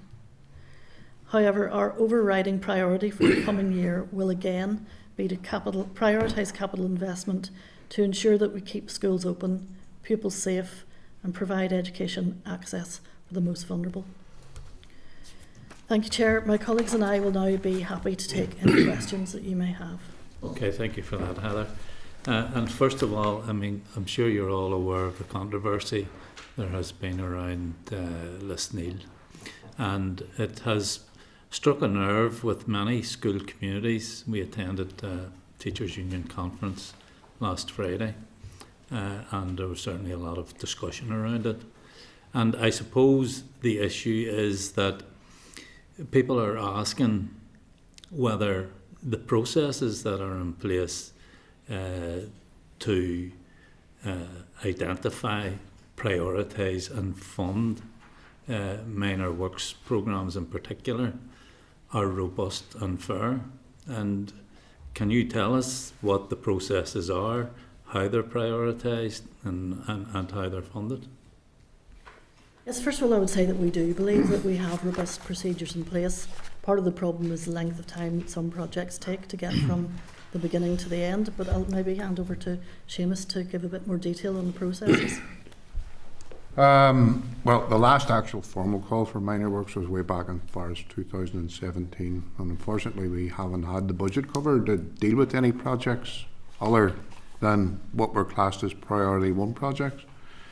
So in the interim, we've only been taking forward projects which are really health and safety statutory, and we also have to have a mechanism for identifying projects which basically are inescapable, unavoidable. They must be taken forward in the interim. So that is either done through a school making an application or through an issue which is identified through a statutory inspection, through EA going and visiting the school as a result of a call to their maintenance help desk. And all of those projects are priority. Those are basically all of the projects that we have the funding to deliver at this current time. Some of them will be bigger scale projects than others and will take longer to deliver. Some of them will require planning permission and therefore will take longer to deliver. Some of them will only be deliverable when the schools are closed, so the time frame for delivering them is restricted. I suppose, Seamus, one of the issues that has been raised is that, how do you prioritise? So you have a school with drafty windows, the rain's coming in the windows. One example we know of the children had to be moved away from the window so that they wouldn't get wet. And, you know, we have this example of funding for a pitch, which we were told initially wasn't being played on. Then we found out it has been played on. We were told there was a serious leg break. A footballer breaks leg on a football pitch isn't in the realms of Freddie Starr at Mahamster. And how do you justify that when one school is getting funding for something, especially when they had other pitches, and the other school has, you know, rain coming through the roof, drafts coming in the window, and so on. And I'm just asking you, tell me how you prioritise those two things. Right. Obviously, the Lisneel project was an EA project within their delegated limit, and they prioritised it, and they decided that it met the priority one criteria. I am sure that a school that's got a leaking roof and the rain's coming on top of pupils would also meet priority one criteria, and therefore both of them would be delivered. So there is no priority between them. They're both delivered as soon as practical, and the practicalities of delivering them are basically when you can deliver them, what approvals they need to deliver them. So if a school's got a leaking roof, somebody's sent out immediately to fix it or as soon as practical. It's not something that we let slide. And the same, as far as I understand in the Lisneel project, there were 10 accidents reported, and there was a 2 EA from the school, and there was also a report which said it was unsafe. So, but as I say, that decision wasn't taken by the department. I mean, the question then is, if it was unsafe, why wasn't it closed until it could be replaced? As far as I understand, EA were continually making contingency actions on the pitch to make it safe, but those only lasted for short periods of time, and it was inspected before every use, although there were still 10 accidents. I mean, I have no objections to schools getting pitches. I mean, I've one school in my own constituency, 1,500 students, and they don't have one pitch. And I'm making the point that it's school communities who are, you know, where the raw nerve has been hit over all this. But I don't want to labour that. I suppose I want to move on to the issue of the SEN investment fund. I know there's 51 million in that fund this year. Is that correct? Yes, that's correct. So, what exactly is that for? Is that for minor works projects, or is it for new schools, or is it for both? Or what? Well, as you'll be aware, earlier in the year, the Minister announced the new SEN Capital Investment Programme. It was for the first time bringing all SEN works in together under one umbrella to be brought forward as a dedicated programme, so that a clear focus. Up to that point, SEN works had been taken forward through our various programme streams, you know, some in majors, some in minors, some in SEPs. It was to bring a more targeted focus. As you'll be aware from previous briefings, Chair, the range of SEN provision across the estate is quite considerable. It'll be, you know, with mainstream provision within general classrooms, we have special provision within schools. We've also got the special schools themselves. Investment, obviously, as Heather has set out in an introductory note, the demand has increased considerably since 2019, with numbers rising from 19 to 27,000. That's a 21% increase and projected to continue to increase. Accordingly, it's worth noting that the capital investment from the Department and the Minister has increased in that period from 7.8 million to the circa 51 million that you've referenced. The programme will target 4 broad strands. The first strand is targeted maintenance and minor works in special schools, which had never been focused on in isolation previously. Additional special provision in mainstream settings. That's additional classrooms, additional, you know, from the range of type of classrooms that would be required. A greater focus on additional provision in special schools where they're just under capacity, because many of the special schools have been there for many, many years, some in your own constituency. and then obviously a number of additional special schools, 4 of which are expected to be in the Belfast area, 4 in the wider north. Thanks for that, Stephen. Again, we're going back to Lisneal, unfortunately. They received 1.33 million. Now, for replacement of lost space after they set up specialist provision within their school. And my understanding is that schools have been told that whatever space they lose as a result of setting up a SPIM, that will be replaced at some stage. Right. Now, the accounting officer in the EA wasn't able to tell us whether that came out of the SEN budget or the minor works budget. Have you any idea where that would come from? I can confirm that will come out of the SEN capital programme budget because it's related to the SEN works. The rationale is the urgency of the need, whether it's in the mainstream settings or in the special settings. And what was needed to be done was to look at the pressures across the entire curricular provision in that school and look to where we could utilise the rooms, repurpose the rooms, with the intention that in time, because you could be leading to the need for design, the need for statutory processes to be progressed through to actually provide that. So we needed to actually get somewhere for the actual bums on seats, with the proviso that the accommodation sacrificed for that, and I don't mean that in a loose sense of the word, would be restored in time, in appropriate time. And that is exactly what has happened in Lisneal, which you'll be aware from previous briefing that it was a pilot project, and it was always the intention to restore the provision that was taken, and that is all that is happening here. The work has been taken and forward. Will that be the same for all other schools who have set up SPIMs within their school? Wherever possible, what we will do is we'll look at the capacity in the schools themselves. If we find a school is actually running with the actual numbers in the school don't match the actual capacity of the building, in other words, there is a bit of spare capacity, obviously you wouldn't expect us to repurpose back in that scenario, unless it has actually taken elements of the curricular provision that do need restored, regardless of the number of classrooms. So we will be doing that as part of, and though that work will form part of the approved business cases for most of the projects proceedings. Oh, thanks for that. And just one final question. The EA provide funding out of minor works budget, and the department also provide funding out of the minor works project or budget. Yeah. So what are the two different processes? Can you explain that to the committee? In overall departmental terms, it's called the other capital works other, and then we break that down into a number of component parts. Some of one of those elements is the minor works. Another element is the SEN capital works as well, because what we were finding over the last number of years is the two were competing against each other. Sorry, Steve, maybe I picked up incorrectly. In terms of the controlled sector and the maintained sector. Yes. So the EA deals with the controlled sector.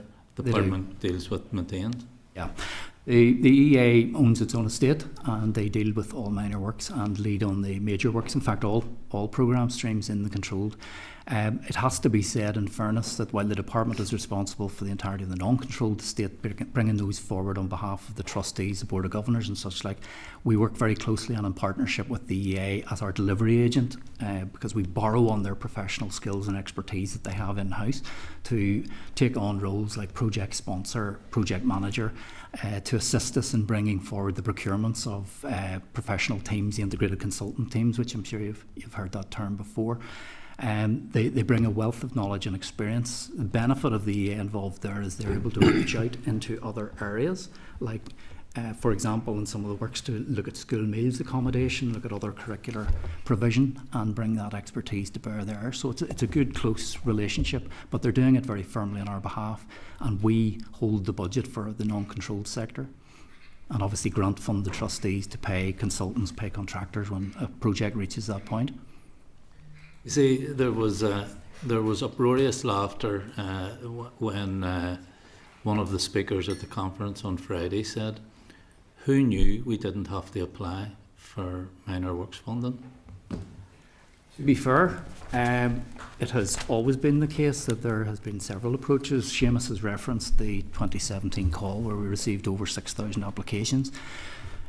It was ambitious, There was not the budget to bring those forward. That's why they were prioritised under the three prioritised categories. There was always an ability since then to bring forward minor works through the urgent minor works application process, which is in place and operates. But there are also other streams that minor works can be brought forward, which are more, I'm going to use the term proactive, because the Audit Office, in their recent review of the Department's approach to estate management, were encouraging us to be more proactive at all programme levels. And that proactivity is drawn from, and I think as Seamus referenced a short while ago, where we've got survey teams out, whether it's looking at the condition, whether it's the maintenance teams out looking at urgent essential health and safety, looking at fire risk, looking at asbestos issues, and works. We wouldn't necessarily go to a school and say, right, we've identified a problem, we need you to do an application form. We just take those forward very proactively. It's a bit like the RAC, you'll recall RAC in recent years. Yes, so it just takes a phone call then, that's what you're saying. Sorry? Look, it just takes a phone call. The application process is designed for schools to bring to our attention stuff that we haven't otherwise found out about through inspections or whatever.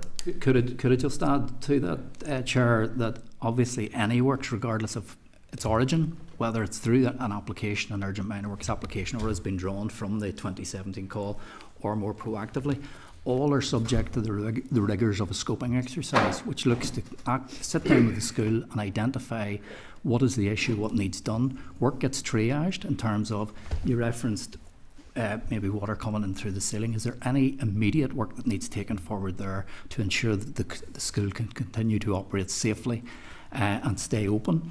But other works will take further planning and will take time. So it's effectively like, forgive the looseness, but it's like putting a stick and plaster on until we get the proper solution.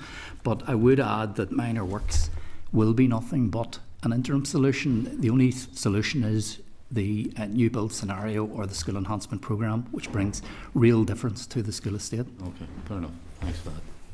I'll bring other members in. Cathy? Thanks, Chair. I want to just go back to something that Pat touched on there. It was around those major projects. I think only 35 out of 103 of the major projects have been completed since 2012. And look, you've already outlined very clearly the budgetary constraints around that. So it's not that I'm getting at. It's those projects that haven't been completed or haven't even been started yet. What is the communication with those schools? And I'll tell you why I'm asking it. I have a school in my constituency, St Francis Primary School in Drummer Road, who have been waiting on a canteen. They've no canteen and they've no hall as such, and they've been approved for it. They can't even get a response, never mind an update as to where that is. So I'm just wondering, what's the communication with those schools who are waiting on these projects? We pick that one up if that's okay. Obviously on the major works, any announced major works, we have a governance regime that's in place that puts appropriate governance structures for each and every project. Each one has a steering group initially until a business case is approved, and then that will convert itself into a programme board. We've all the relevant positions that you would expect in a governance. We have a senior responsible owner, we have the sponsors arrangements, with the school representation on that, the investment decision maker, which is the department and my teams that would sit on those. So there is regular and ongoing communication on any announced major works. Now, to bear in mind, major works are new build or substantial extend and refurb. If I could just check, you're referencing a canteen at St Francis. Would that be a minor works application? Yeah, I'm sure. I wouldn't imagine that it's a major. It is a small school. It may well be a minor works, and we can come back to you on that specific project, because I don't have briefing on it in this pack. But so you're saying that any schools are communicated with then, as far as you're concerned?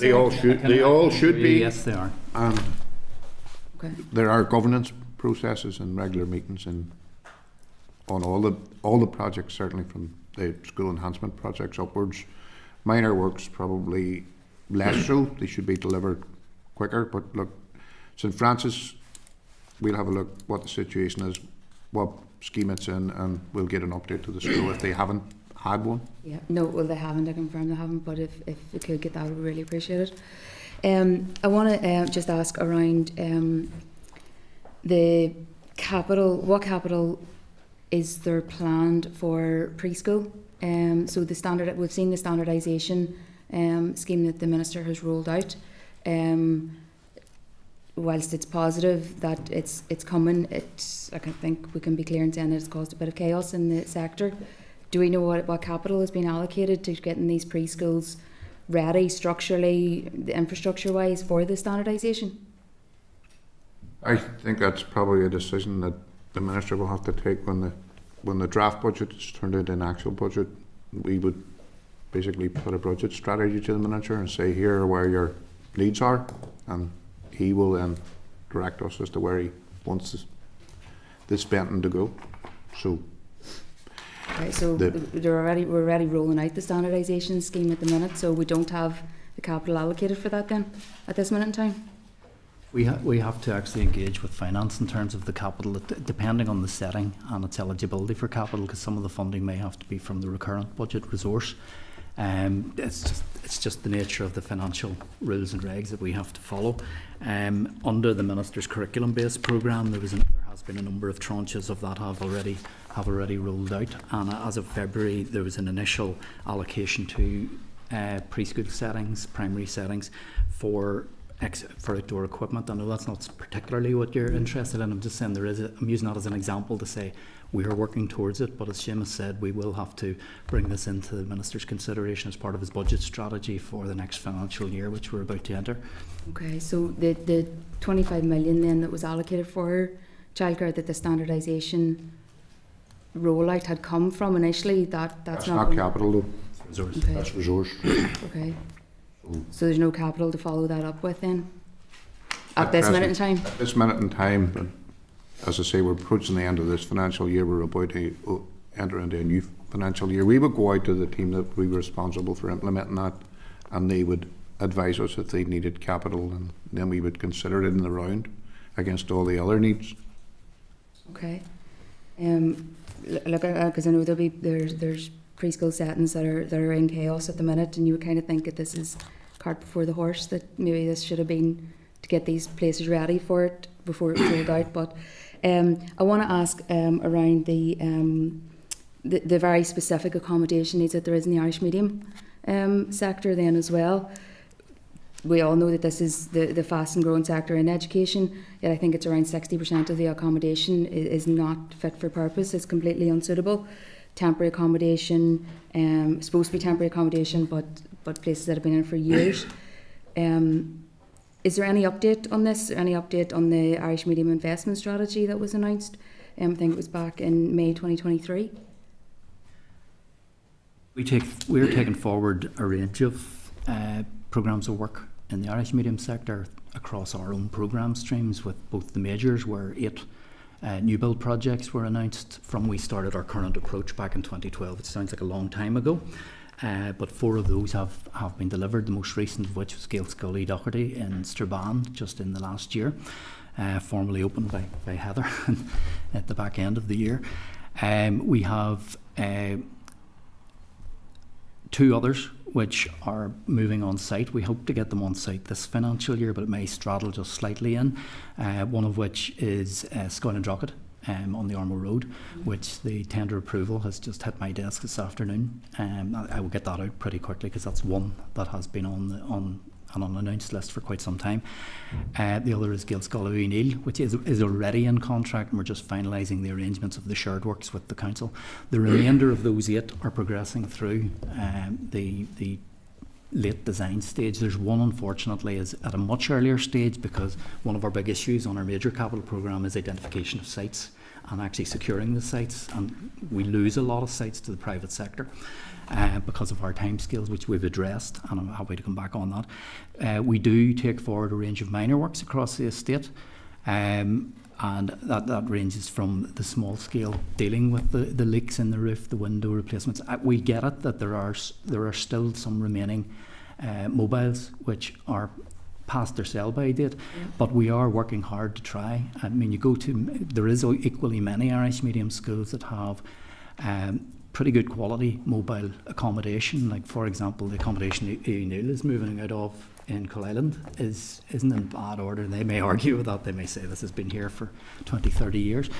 But when we put in modular accommodation, the lifespan of that is 25 to 30 years and sometimes longer. We've also been taking forward a range of other works in the Irish medium sector. You'll be acutely aware of the work we've been doing in College to First Year, which was completed itself in 2018, completed for 600 pupils. It's currently, I think it's just in excess of 1,000 pupils currently attending. We recently completed a provision of 8 double-decker modular to the frontage of the school to deal with immediate pressures.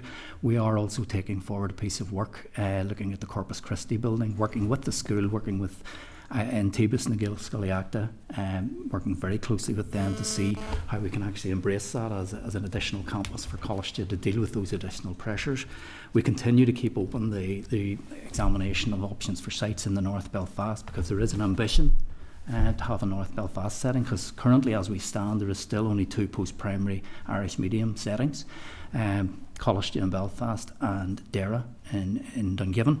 In regard to Dungiven, we've been working very closely with the school and the school authority up there. In terms of the provision, we've just recently completed extensive works to a leisure centre that was bought from the local council.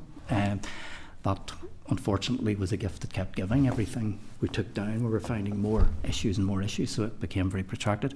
We are also working with the school in terms of a broader master plan to look at their future growth. We haven't been able to take that forward. I'll throw my hands up. We haven't been able to take that forward as quickly as we'd like, because unfortunately it's the same teams are working on a lot of the other pressures, and we're just being, much to the school's frustration, we're being spread very thin, but we do have that, and a previous permanent secretary gave that commitment that we would continue to look to the master planning, and we're happy to keep doing that. So we're very well aware, and I'd like to hope that we are stepping up on our statutory responsibilities in that regard, but if there's anything in particular, I'm happy to... Yeah, no, look, you did reference there that those 8 projects are from 2012. It would be good to get, there's a lot of information there on what you're saying, and there's a lot of the estate that are not those 8 projects, yes, that are set outside of that. So if we could get that information as to where they are, would be fantastic. Yeah. Not right now, we'll need to get it afterwards. We can follow up on that, Chair. Okay. Michelle? Thank you. And thanks for the briefing today, folks. You had mentioned the static capital budget and a need for like 100 million extra funding, and I have no doubt that is the figure that you need. You'll also be aware of the audit report that said we needed to change how we did things in terms of the capital budget. There's nothing in your briefing about how you are going to reform or change the processes. Can you give me an update on that, what your intentions are around that?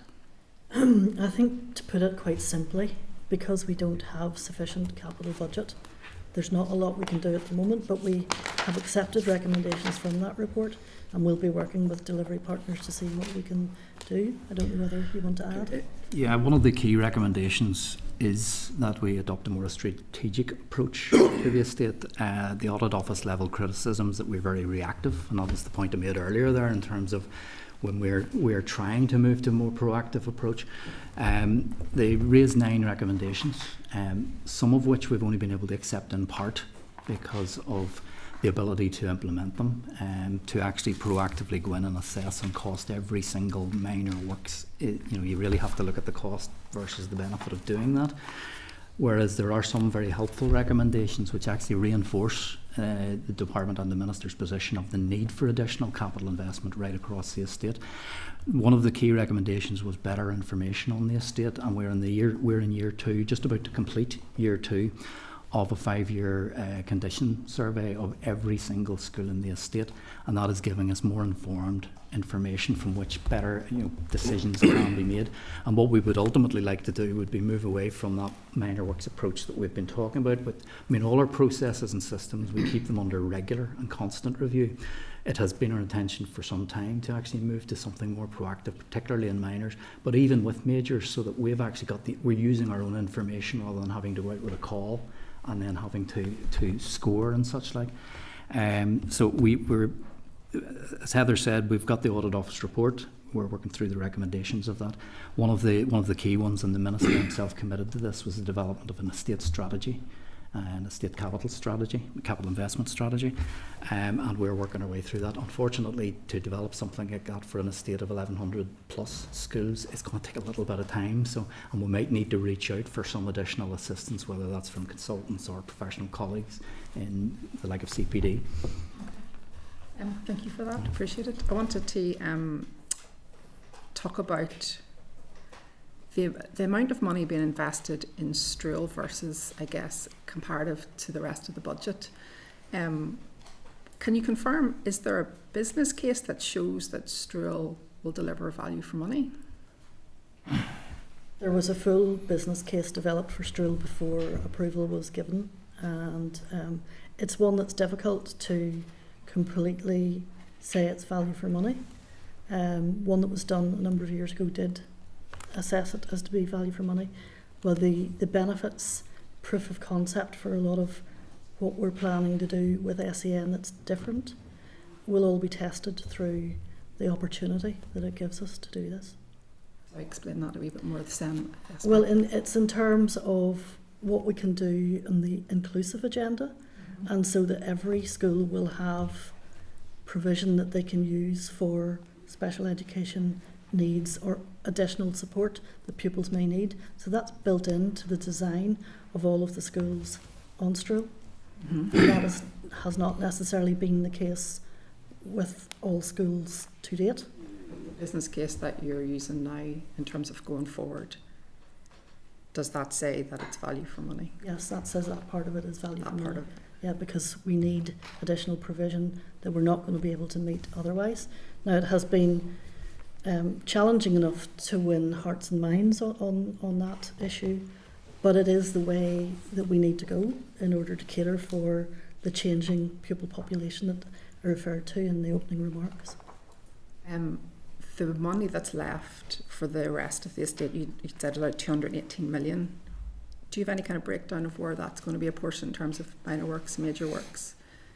We haven't done that exercise yet because that's what goes into the Minister's budget submission, where we look at that. I mean, we start with one capital allocation, and then through the engagement with the Minister and EA and others, we then break that down into where we think it should be spent, and that's an opening position, and then because it is dynamic, that can change throughout the year. Just keeping with the idea that, again, you've got limited resources, using them effectively is really important.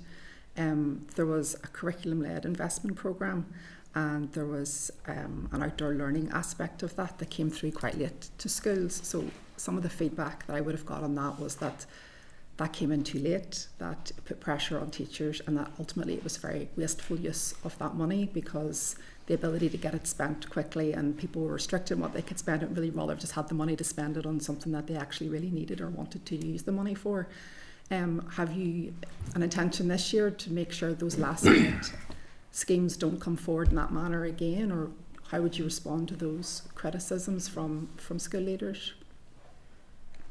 I mean, I think there is some justification that it was quite late in the year and a limited time to spend it because of financial year ends, and that's where we were. But yes, we've put submissions up to the Minister on how we believe that money should progress in the future. And we're looking at where people don't have facilities as top priority for spending the money. So, and some things will take longer than others. So there's pitches, there's sports halls, and we're just setting out clearly what can be delivered within a particular time scale. So there may be some that might have been in the skills enhancement programme that could be brought out and progressed through this other stream, meaning that another project could be progressed through the school enhancement project. So it's very dynamic. We look at it all the time and make flexible changes where we can. But I do accept that money was very late in the day. Okay, thanks, Michelle. David? Thanks very much, Chair, and thanks for your briefing so far. I guess I visited recently Ashfield Girls High School in East Belfast, and wonderful facility, and the principal there spoke to me of how that facility is very helpful in inspiring the pupils there in their education, They feel valued. Some of the extra things that they can do because of the facility they have. And that's not surprising to anybody. But I want to contrast that probably with a previous visit to Dundonald High School, where I heard the converse story of how it's hard to inspire in children that they are valued and that they matter, and that and what they can do through education if the facility is not reflecting the ambitions of the staff and the people teaching them. And I understand that the pressures and so on, the financial pressures, particularly the department faces around all of this. But walking around that school, and I've said on this committee before, it was an eye-opening for me, because I always knew the school estate was, in parts struggling, but I really struggled to look at that school and see how in 5 or 10 years' time, even with patching up as we go along, it's going to be fit for habitation, to be honest. And to sort of add proof to that point, they reflected to me that they had been told by EA on a number of occasions, and put it to EA when they were here, that basic amenities, toilets in toilet blocks, so on, they were being told that it was just too expensive to fix, so nothing was likely to happen with those toilets.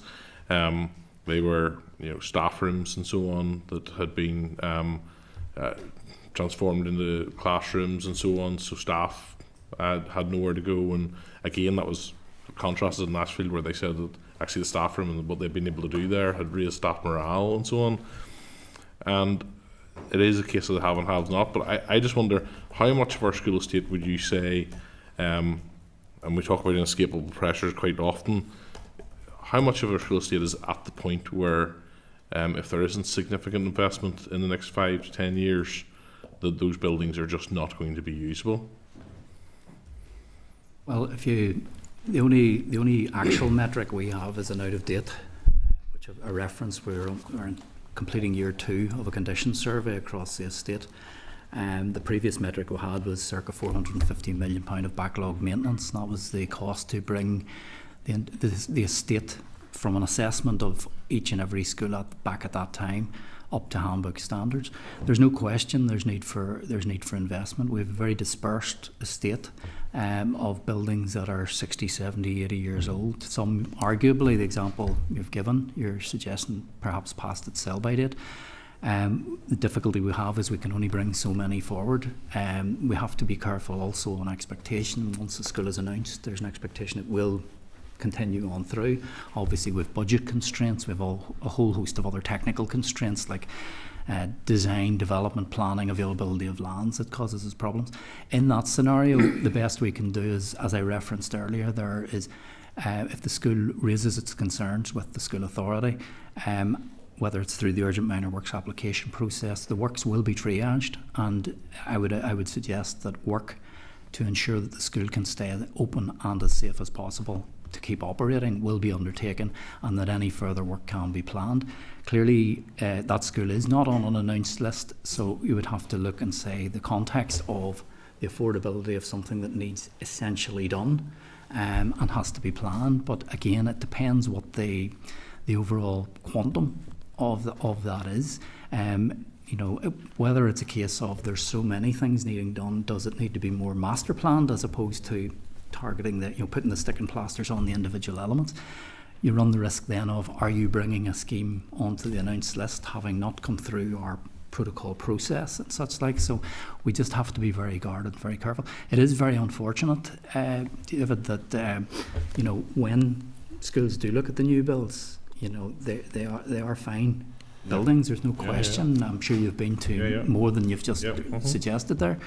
And when you compare them to some of the ones that desperately need, some schools were not put forward for consideration for a range of reasons as well, because they may have been in the context of area planning or consideration within the sustainable schools policy. I think that school in 2012 was probably earmarked for closure, and now is, having taken on some of the newcomer children and so on, children quite a bit of that way, the SEN aspects within the school as well.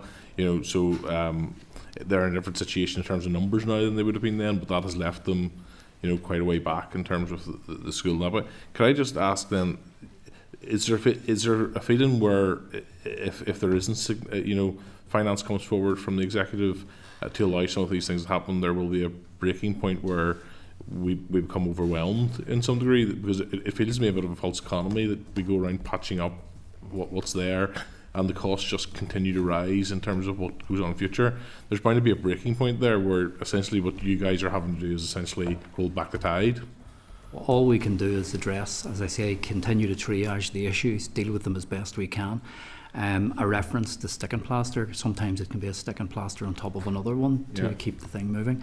Obviously, if there was unlimited capital, that's one thing, but we also have to look at the capacity of the system and the capability, both of the professional design community and the contractor community, to be able to bring forward a more substantial. Ideally, we would like to bring forward more majors, and as referenced earlier in Heather's opening remarks, there's 5 currently left on site. Just in the last year, we would have had 13 on site. It's just they've come to a stage of completion. We have 7 primaries and 1 post-primary that the Minister announced just earlier last year, or agreed that they could progress to construction. There's a number of those are coming on stream, so that 5 will grow. It's almost a bit like, what do you call it? It's a pipeline where we're getting the new coming out and we're wanting to bring more in. But unfortunately, you will be acutely aware that the schemes announced in 2022, the Permanent Secretary at the time had to pause a number of those. The Minister released 7 to get design teams in place, but it was done with the consideration that would be further money on design team, design, all the statutory processes, when there's no ability or no visibility of when we'd be able to bring them to site. Well, no, I appreciate the Minister's doing what he can. I look forward. We've agreed it now for him to come down to Donald, and no, I've been very parochial in that. But I think the phrase used earlier, safe as possible, is telling and not where we want to be with our children. No, not where you want to be with our children, but it does reflect the situation. But thank you very much. Thank you, Chair. Okay, thank you, David. And Danny? Thank you, Chair. Thank you. It's just in regard to the recently published SEN reform agenda and delivery plan, and the reference to a SEN first approach to area planning. Just wondering if there's any update or progress on that. Area planning would be outside our purview, but certainly in terms of the SEN Capital Investment Programme, we work very closely with our policy colleagues in the outworking of that and the outworking of the end-to-end review. The steps that the Minister has already taken in terms of creating the standalone programme, ring-fencing a standalone capital budget to give us that absolute targeted focus across the range of programmes, extracting all the works that were maybe being brought forward and competing with other needs across the estate into that targeted prioritised programme. So from our side, that's what we would be doing. I'm sorry that maybe doesn't answer your question. That's fair enough. I suppose it's only a recently published plan as well, I suppose. Just as far as the briefing note, that we know there's 6,000 additional children with special needs will be in the system in the next 10 years, and the need for at least 8 special schools. Have we any progress on the location of where these schools will be and delivery for them? We've been making some good progress in terms of that's what you're referencing is the major works under the SEN programme. As I said earlier, there's the Minister in his statement announced that 4 of those are likely to be in the Belfast area or Greater Belfast area and 4 elsewhere in the north. We have been working very hard on Belfast 1, and that is looking at North and West Belfast, and we've been looking at a number of sites in that sort of area. We've identified, I can't say what the sites are until an approved business case is in place and then it becomes the preferred option, but we have taken receipt of the feasibility. Consultant teams have been in place and been working diligently through that. The one thing I would say that is coming out of that is, and it's referenced earlier with costs, construction inflation and such like, the costs of any special school are going to be considerably higher than we could ever have imagined in the last year or two. So we're making good progress there. There is progress being made elsewhere as well. Obviously, we are procuring teams for Ardnashee, which has just been opened, but there's Ardnashee second campus is going to be taken forward. So we're working with colleagues in the EA to take forward the procurement of the consultant team there. I'll just get the rest of the detail here, if you bear with me for 2 seconds, as to what else is happening. Certainly in terms of the school enhancement programme level work in the SEN schools, that's the special schools. 10 were identified as progressing through the SEP, the School Enhancement Programme. We've taken those out and brought those within the SEN Capital Programme. We've been assessing those. Many of those are at different stages of design and development.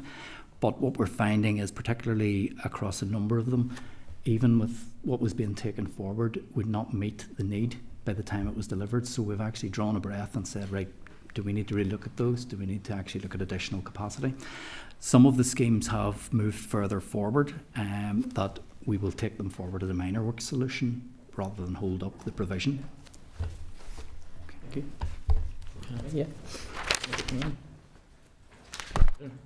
Thank you, Chair, and thank you for your evidence today. I want to chat really about the procurement side of capital, if that's okay. And I'm just conscious, and this isn't a problem for you guys, thankfully, but you know, the new maternity hospital somehow managed to get 10 years behind schedule in terms of build, and then went massively over in terms of spend. So my first question really on procurement is, how challenging is it to get VFM on SEPs and major capital? And is it the department's experience that generally these come in and around on time? I'm still not aware of any that have been subject to the peculiarities of the health situation there, but is it challenging to get VFM on SEPs and major capital, and do these generally come in on time? Every project will have a value for money business case. Now, there are many factors that can make a project fall behind its original schedule that are beyond the department's control, like purchase of land, planning, unforeseen ground conditions. So it typically takes probably 7 to 10 years to build a brand new school, and we would love to bring those schools forward and have them completed in 3 years, but it just, no matter what we've tried, it hasn't really speeded up that much.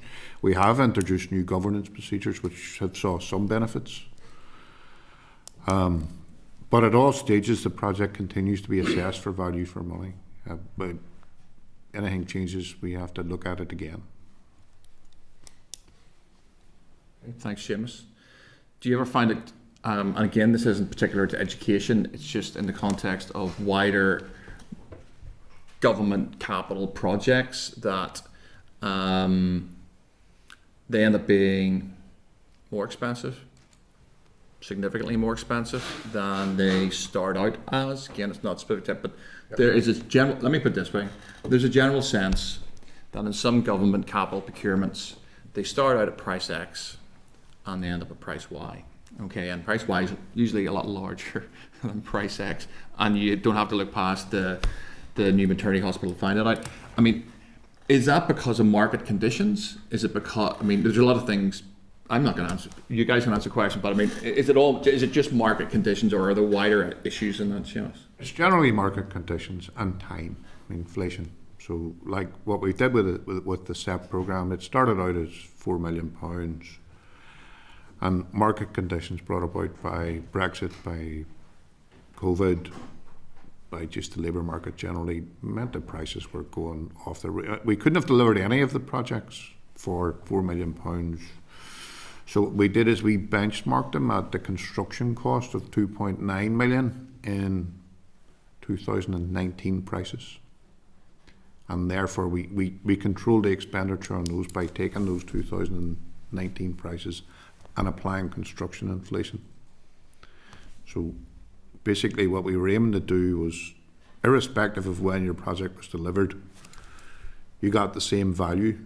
So yes, prices will increase as time passes, market conditions will force it up.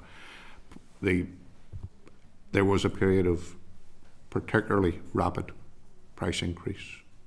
It is now still high, but the rate of increase has levelled off somewhat. Peter, it's worth adding as well, we engage regularly with the other jurisdictions, so the issue that you've raised is not unique to us here. We're advised both in England, Scotland, Wales and in the Republic of Ireland.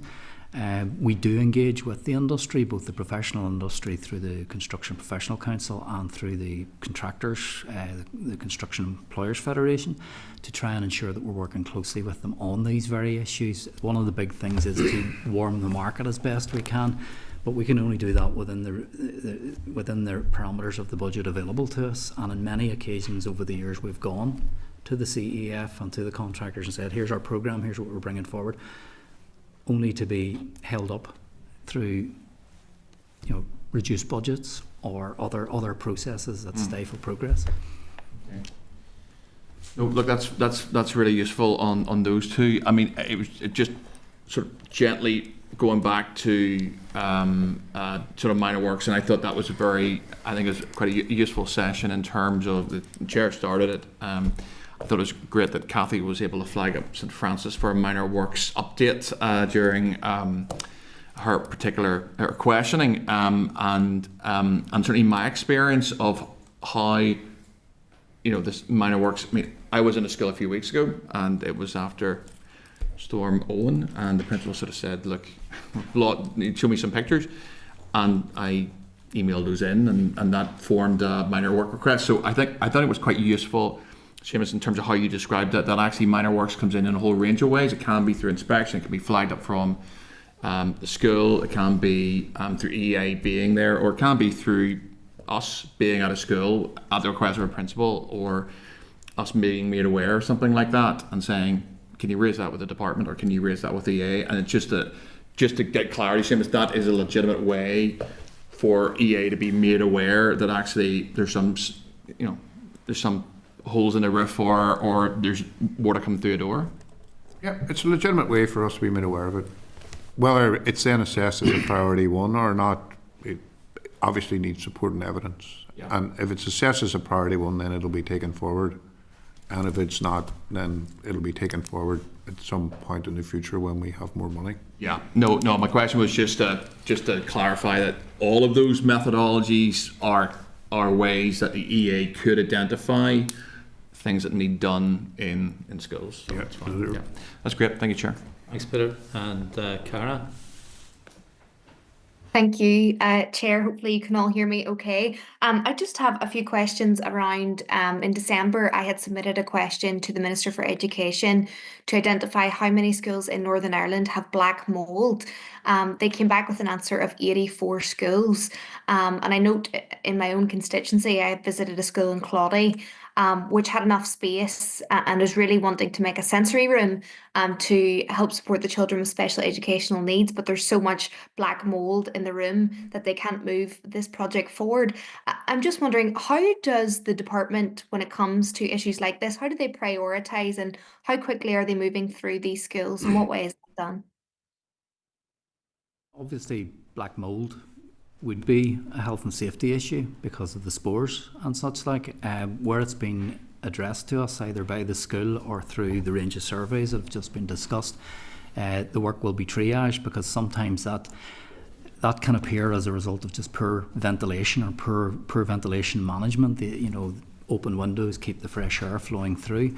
Where it proves to be some other work, it will be prioritised among other works. But as I say, because it's black mould, it would be treated as a priority, because there is clearly quite a health issue there, potentially.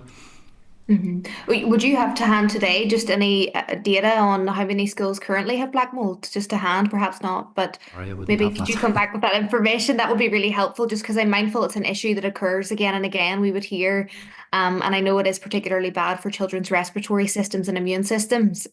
So just when we're talking about capital funding, just the upkeep of our school buildings, I know some of them are definitely ageing and have been around for decades. And then just lastly, I have a question on, I note in our pack it touched on the developments in Ardnashee. I'm just wondering, would you have to hand any updates around the changes with Rossmar Special School in Limavady? I know the Minister had talked previously in a meeting I was at about further developments with the building there and potentially looking at post-19 provision as a pilot programme. I'm just wondering, would you have anything to hand there as an update? Rather than giving you any inaccurate information, could we come back to you on that one, Cara? If Yeah, at all possible? certainly. Yeah, and thank you very much. And just to wrap up, then, just to echo, I suppose, what Kathy was saying is, we've had a number of events on Irish medium education over the past few weeks in the building, and what kept coming up was the issues with some of these schools have been in the same buildings, for decades, and they really are falling down around them. So just if there's any chance you could give the committee an update, not right now obviously, but just via a written brief as to where that is, I think that would be extremely helpful. But no, come back to me. Thank you very much. Thank you, Cara. And just, I know a number of members have asked about specific schools or issues, and would be obliged if you would go back to those individuals rather than coming to the committee with the information that members were seeking. So Heather, Seamus, Stephen, thanks very much for that update today. Thanks a lot. Thank you.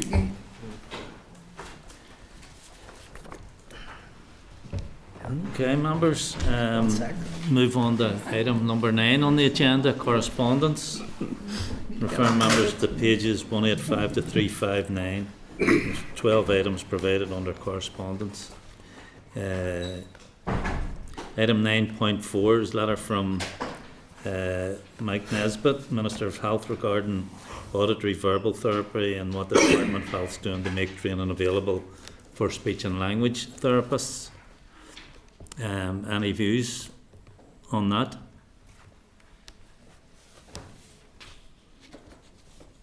No? Peter? I think that was I don't think that was in response, Chair, to the recent stuff that I raised. I think it's actually a historic one, maybe from the auditory verbal charity. It is, yeah. I think it's actually. I saw the date on that. And I thought, is that the minister getting back in regards to specific SLT stuff that I raised? But I think the date on that was maybe December or November. I'm just trying to find it in my pack here. We can just refer that back to the charity that we originally spoke to, if no one has. Okay, everybody happy with that? We refer it back to the charity. 9.5, correspondence from Cubby regarding a product they provide to help address sensory issues experienced by SEND pupils. The committee considered an update from the Education Authority on a pilot project at its meeting on the 29th of January. Are members content to forward this to Cubby? Agreed. Item 9.8 on page 269. It's correspondence from Lincoln Generations NI seeking to brief the committee on its work. I'm going to suggest we pencil in at some stage an informal meeting with this group. Is that agreed? Agreed. Yeah. Okay, thank you. Item 9.10 on page 284, response from the department providing clarification on the red status of 3 projects related to the Stroul Shared Education Campus and 4 projects related to the integrated schools in NI report delivery tracking system investing activity report for the Department of Education for November 2024. It's a bit of a mouthful there. It is a bit of a mouthful. Yeah. So that was an inquiry just about, we get these periodic reports on the progress of projects, and several were in the red, which meant that nothing had happened on them in the previous 90 days, I think it was. So the committee had written asking for an explanation of that, and this is the reply coming back to say that there was a difficulty with the system, and that has been remedied and everything's back on track. Okay, thanks for that. Item 9.12 on page 90, correspondence from Agriculture, Environment and Rural Affairs Committee seeking views on the Agriculture Bill. The suggestion has been put to me that individual parties should respond rather than trying to get a committee response on this. That be agreed?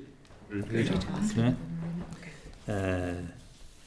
Item 9.13 on page 359 is a copy of correspondence from the Royal College of Nursing to DE withdrawn from membership of the Department of Education, Restraint and Seclusion Task and Finish Group due to concerns that the final statutory guidance may not be compatible with international human rights legislation and practice.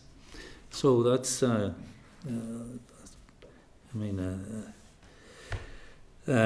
certainly a decision that would cause some concern. Are members content to write to the NI Human Rights Commission seeking views on this matter and perhaps schedule an update from the Children's Law Centre on the restraint and seclusion and education settings?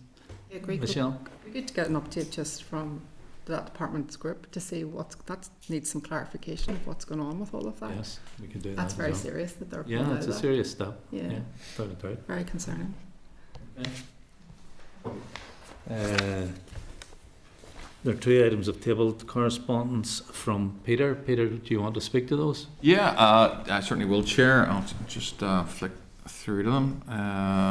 The first one, Chair, is just core that I got sent to me, and thank you, Aoibhinn, for tabling it. It's just with regards, a teacher sent this to me. The core is on your screen. It references EA guidance around safe spaces and issues like that. So clearly this teacher is concerned that there are, I'll just quote it, biological male students changing in girls' changing rooms in our school. They are behind a curtain but in the same changing area. And the particular teacher says it's a safeguarding issue and current change is required. Chair, I just propose that we write, at least to the department, to get a view from the department on the EA guidance around supporting transgender young people. Does everyone agree with that? Yeah. Agreed? Agreed. Okay. Next item is forward work programme. Page 366. Sorry, Peter. That's okay, Chair. No, I've got the next one as well, I think. Right, that's one. Yes, I've been busy this week. So the second one is, again, contact that I've had. It's in your pack there. And I'll just read it out. It's less sensitive. Essentially, I have had contact with a parent who's currently struggling with after-school childcare who has a young child with a statement. The issue isn't so much finding childcare, but suitable childcare which can support a child with fairly low-level needs. Perhaps we could look at what provisions are available and what the requirements are. So I was wondering whether the committee would maybe take that on and just look, maybe do a little bit of research to find out, because I don't know all the ins and outs of this, but how does childcare, maybe after-school childcare, how does that interact with children perhaps who have a statement? That's really it. See how they could be better, kids with statements could be maybe better supported in either after schools or childcare in general. Any suggestion on how we could bring that forward? Sure, could I come in on it? Sure. Yeah. Peter, it's just, I'm sure Michelle will agree as well, because I know it's her brief too, that around childcare and in really specifically around children with special educational needs, it's a huge issue at the minute, and it's something that, in the £25 million that was allocated, there was, I think it's, correct me if I'm wrong, I think it was 1.9 million that was allocated to look at specifically special educational needs, because I know you mentioned there that it's not about not getting the availability, but there are parents there who just childcare is not an option. But what might be interesting looking at is Patricia Loseley from the Childminders. She's looking at a piece of research at the minute that's actually looking specifically into this issue and what the needs are, and looking around like home care and things like that for children with special educational needs. So it just might be something that we could look at specifically with Patricia Loseley. More than happy, more than happy with Kathy's suggestion.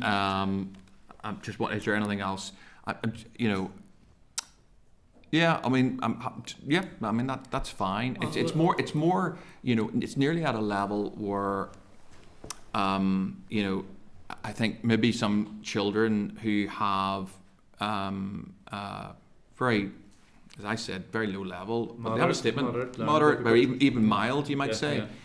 When they go into perhaps after school settings that do the after school settings always know how to support those kids? And I don't know the answer to that, but I was wondering whether the committee would want to have a look at that. There's a Michelle, Kathy, go ahead.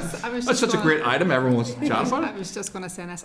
I assume this will be covered in the childcare strategy, which is coming forward imminently, and maybe we could see how that is dealt with in that sense. So it feels like one that ought to be in there.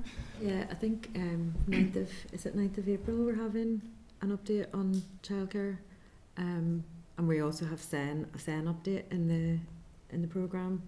But I mean, we can, if you have more detail about the precise query, we can ask the department to reply to that in the first instance. So probably wouldn't want to identify this one, but maybe even if we just go with Kathy's suggestion. Sorry, through the chair. Okay. Kathy, yes.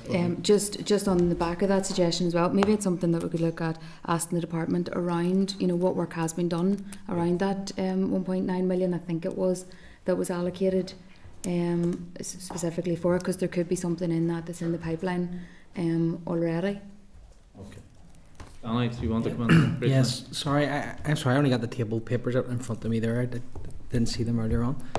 I know we already agreed that I have no problem with getting any guidance from the EA.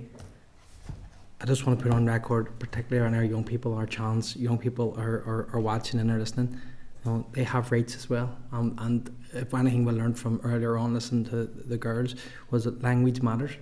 And we need to be very careful on what road you're really trying to go down with this. And I would just have some concerns, and I want any of our trans young people who are possibly watching this committee today that they know that they have their rights and we will respect them. That was a previous item, wasn't it? Yeah. Chair? Yeah, okay. Yeah, appreciate that. Yeah. Okay, are members content to dispose of the correspondence as per the summary noted page 185? Agreed? Great. Okay. Item 10, forward work programme. Ask the clerk to speak to this. Okay, so members, we're going to programme the school uniforms bill from next week on, and in the meantime we'll come up with the proposed questions to put out to stakeholders about that, so that we can gather in their views. There's a SEN update on. Can I just do that on your screen actually? We were proposing to have it in Bangor Academy, and the school is okay with that. So are members content that we go ahead on that basis, that we should try to organise that as an off? The 26th of March. That would be Caleb's cause, the SEN oral update from the department, and possibly an EA transitions service briefing. I'm not sure that one's been confirmed yet. So the SPIMS provision in the school is supposed to be very interesting, just how they've gone about. That was a suggestion by a member of the committee. Is that members content to endorse the forward work programme? If that's okay. Yeah, no, I'm absolutely happy with the Bangor Academy thing. It was just more or less to flag something up. I'm conscious that on the 12th of March we have IEF, NICE, and the then update from on integrated education, and then Orlardy on the 7th of May we've got Cumnilligate School, and also I got that right, and then the department coming in on Irish medium as well. Happy to support both of those. I'm conscious that's two sectors. I'm wondering whether the committee would be willing to therefore invite CCMS and CSSC and voluntary grammars in to update us in terms of their sectoral work, if they're willing to come. Anyone any views on that? No? Happy enough? The task force, I think, is the new task force is coming in on either the 9th or the 2nd. I think it's the 9th of April. But yes, certainly CCMS, CSSC, and the voluntary grammars. Great, thank you, Chair. Thank you. Members content to endorse the forward work programme? Okay. Item 11, any other business? No? Sorry, Michelle. Apologies, I didn't notify you about this, but they kind of came in last minute to me. One is just a reminder to the committee members of the Caleb's Cause event that's coming on Wednesday night at 6:30 in Stormont-Tier. That if we could show support to that, I know it would be really appreciated by Alma and Caleb. The other one was I received a message from a teacher who's concerned about not really having an update on the pay negotiations and the workload, and keen to understand where that's. I think there's some anxiety that this money could be lost. They haven't had an update. I'm not sure what's going on with that. I know we'd like to get, I guess, management side maybe coming forward with something meaningful around the workload could help progress things, but if we could maybe get some kind of status on that, I think it would be welcome. Yeah. Just on that, I think we would just need to be careful. I'm sure there's hopefully progress being made, not just on the pay, but also on the workload. I think we just want to be mindful that there's probably ongoing negotiations, just flagging that up. Yeah. Well, my understanding is that there are negotiations going on, although I think it's a fairly restricted time period in order to get this over the line. So by the end of this financial year it'll have to happen. So we would expect to see movement one way or another within the next few weeks. So, but we should write to the department for an update. Okay. I know they'll update appropriately, but it's just to have asked that question. I think it's important that we understand that that's progressing. So, date and time, place, next meeting, 12th of March, Wednesday, 2 p.m, room 29. Meeting's adjourned. Committee room 29. Sound.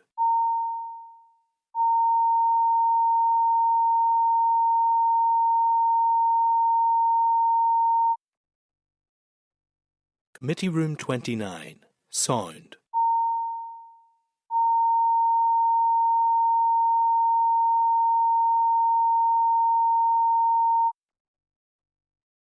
Committee room 29. Sound.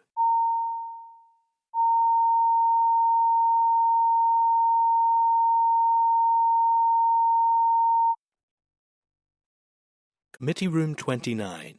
Sound.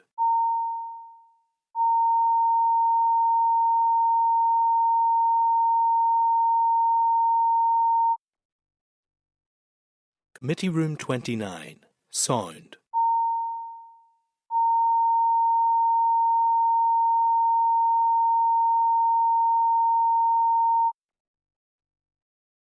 Committee room 29. Sound.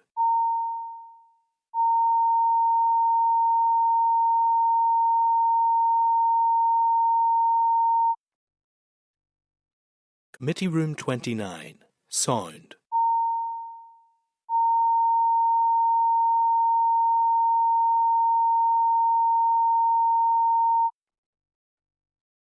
Committee room 29. Sound.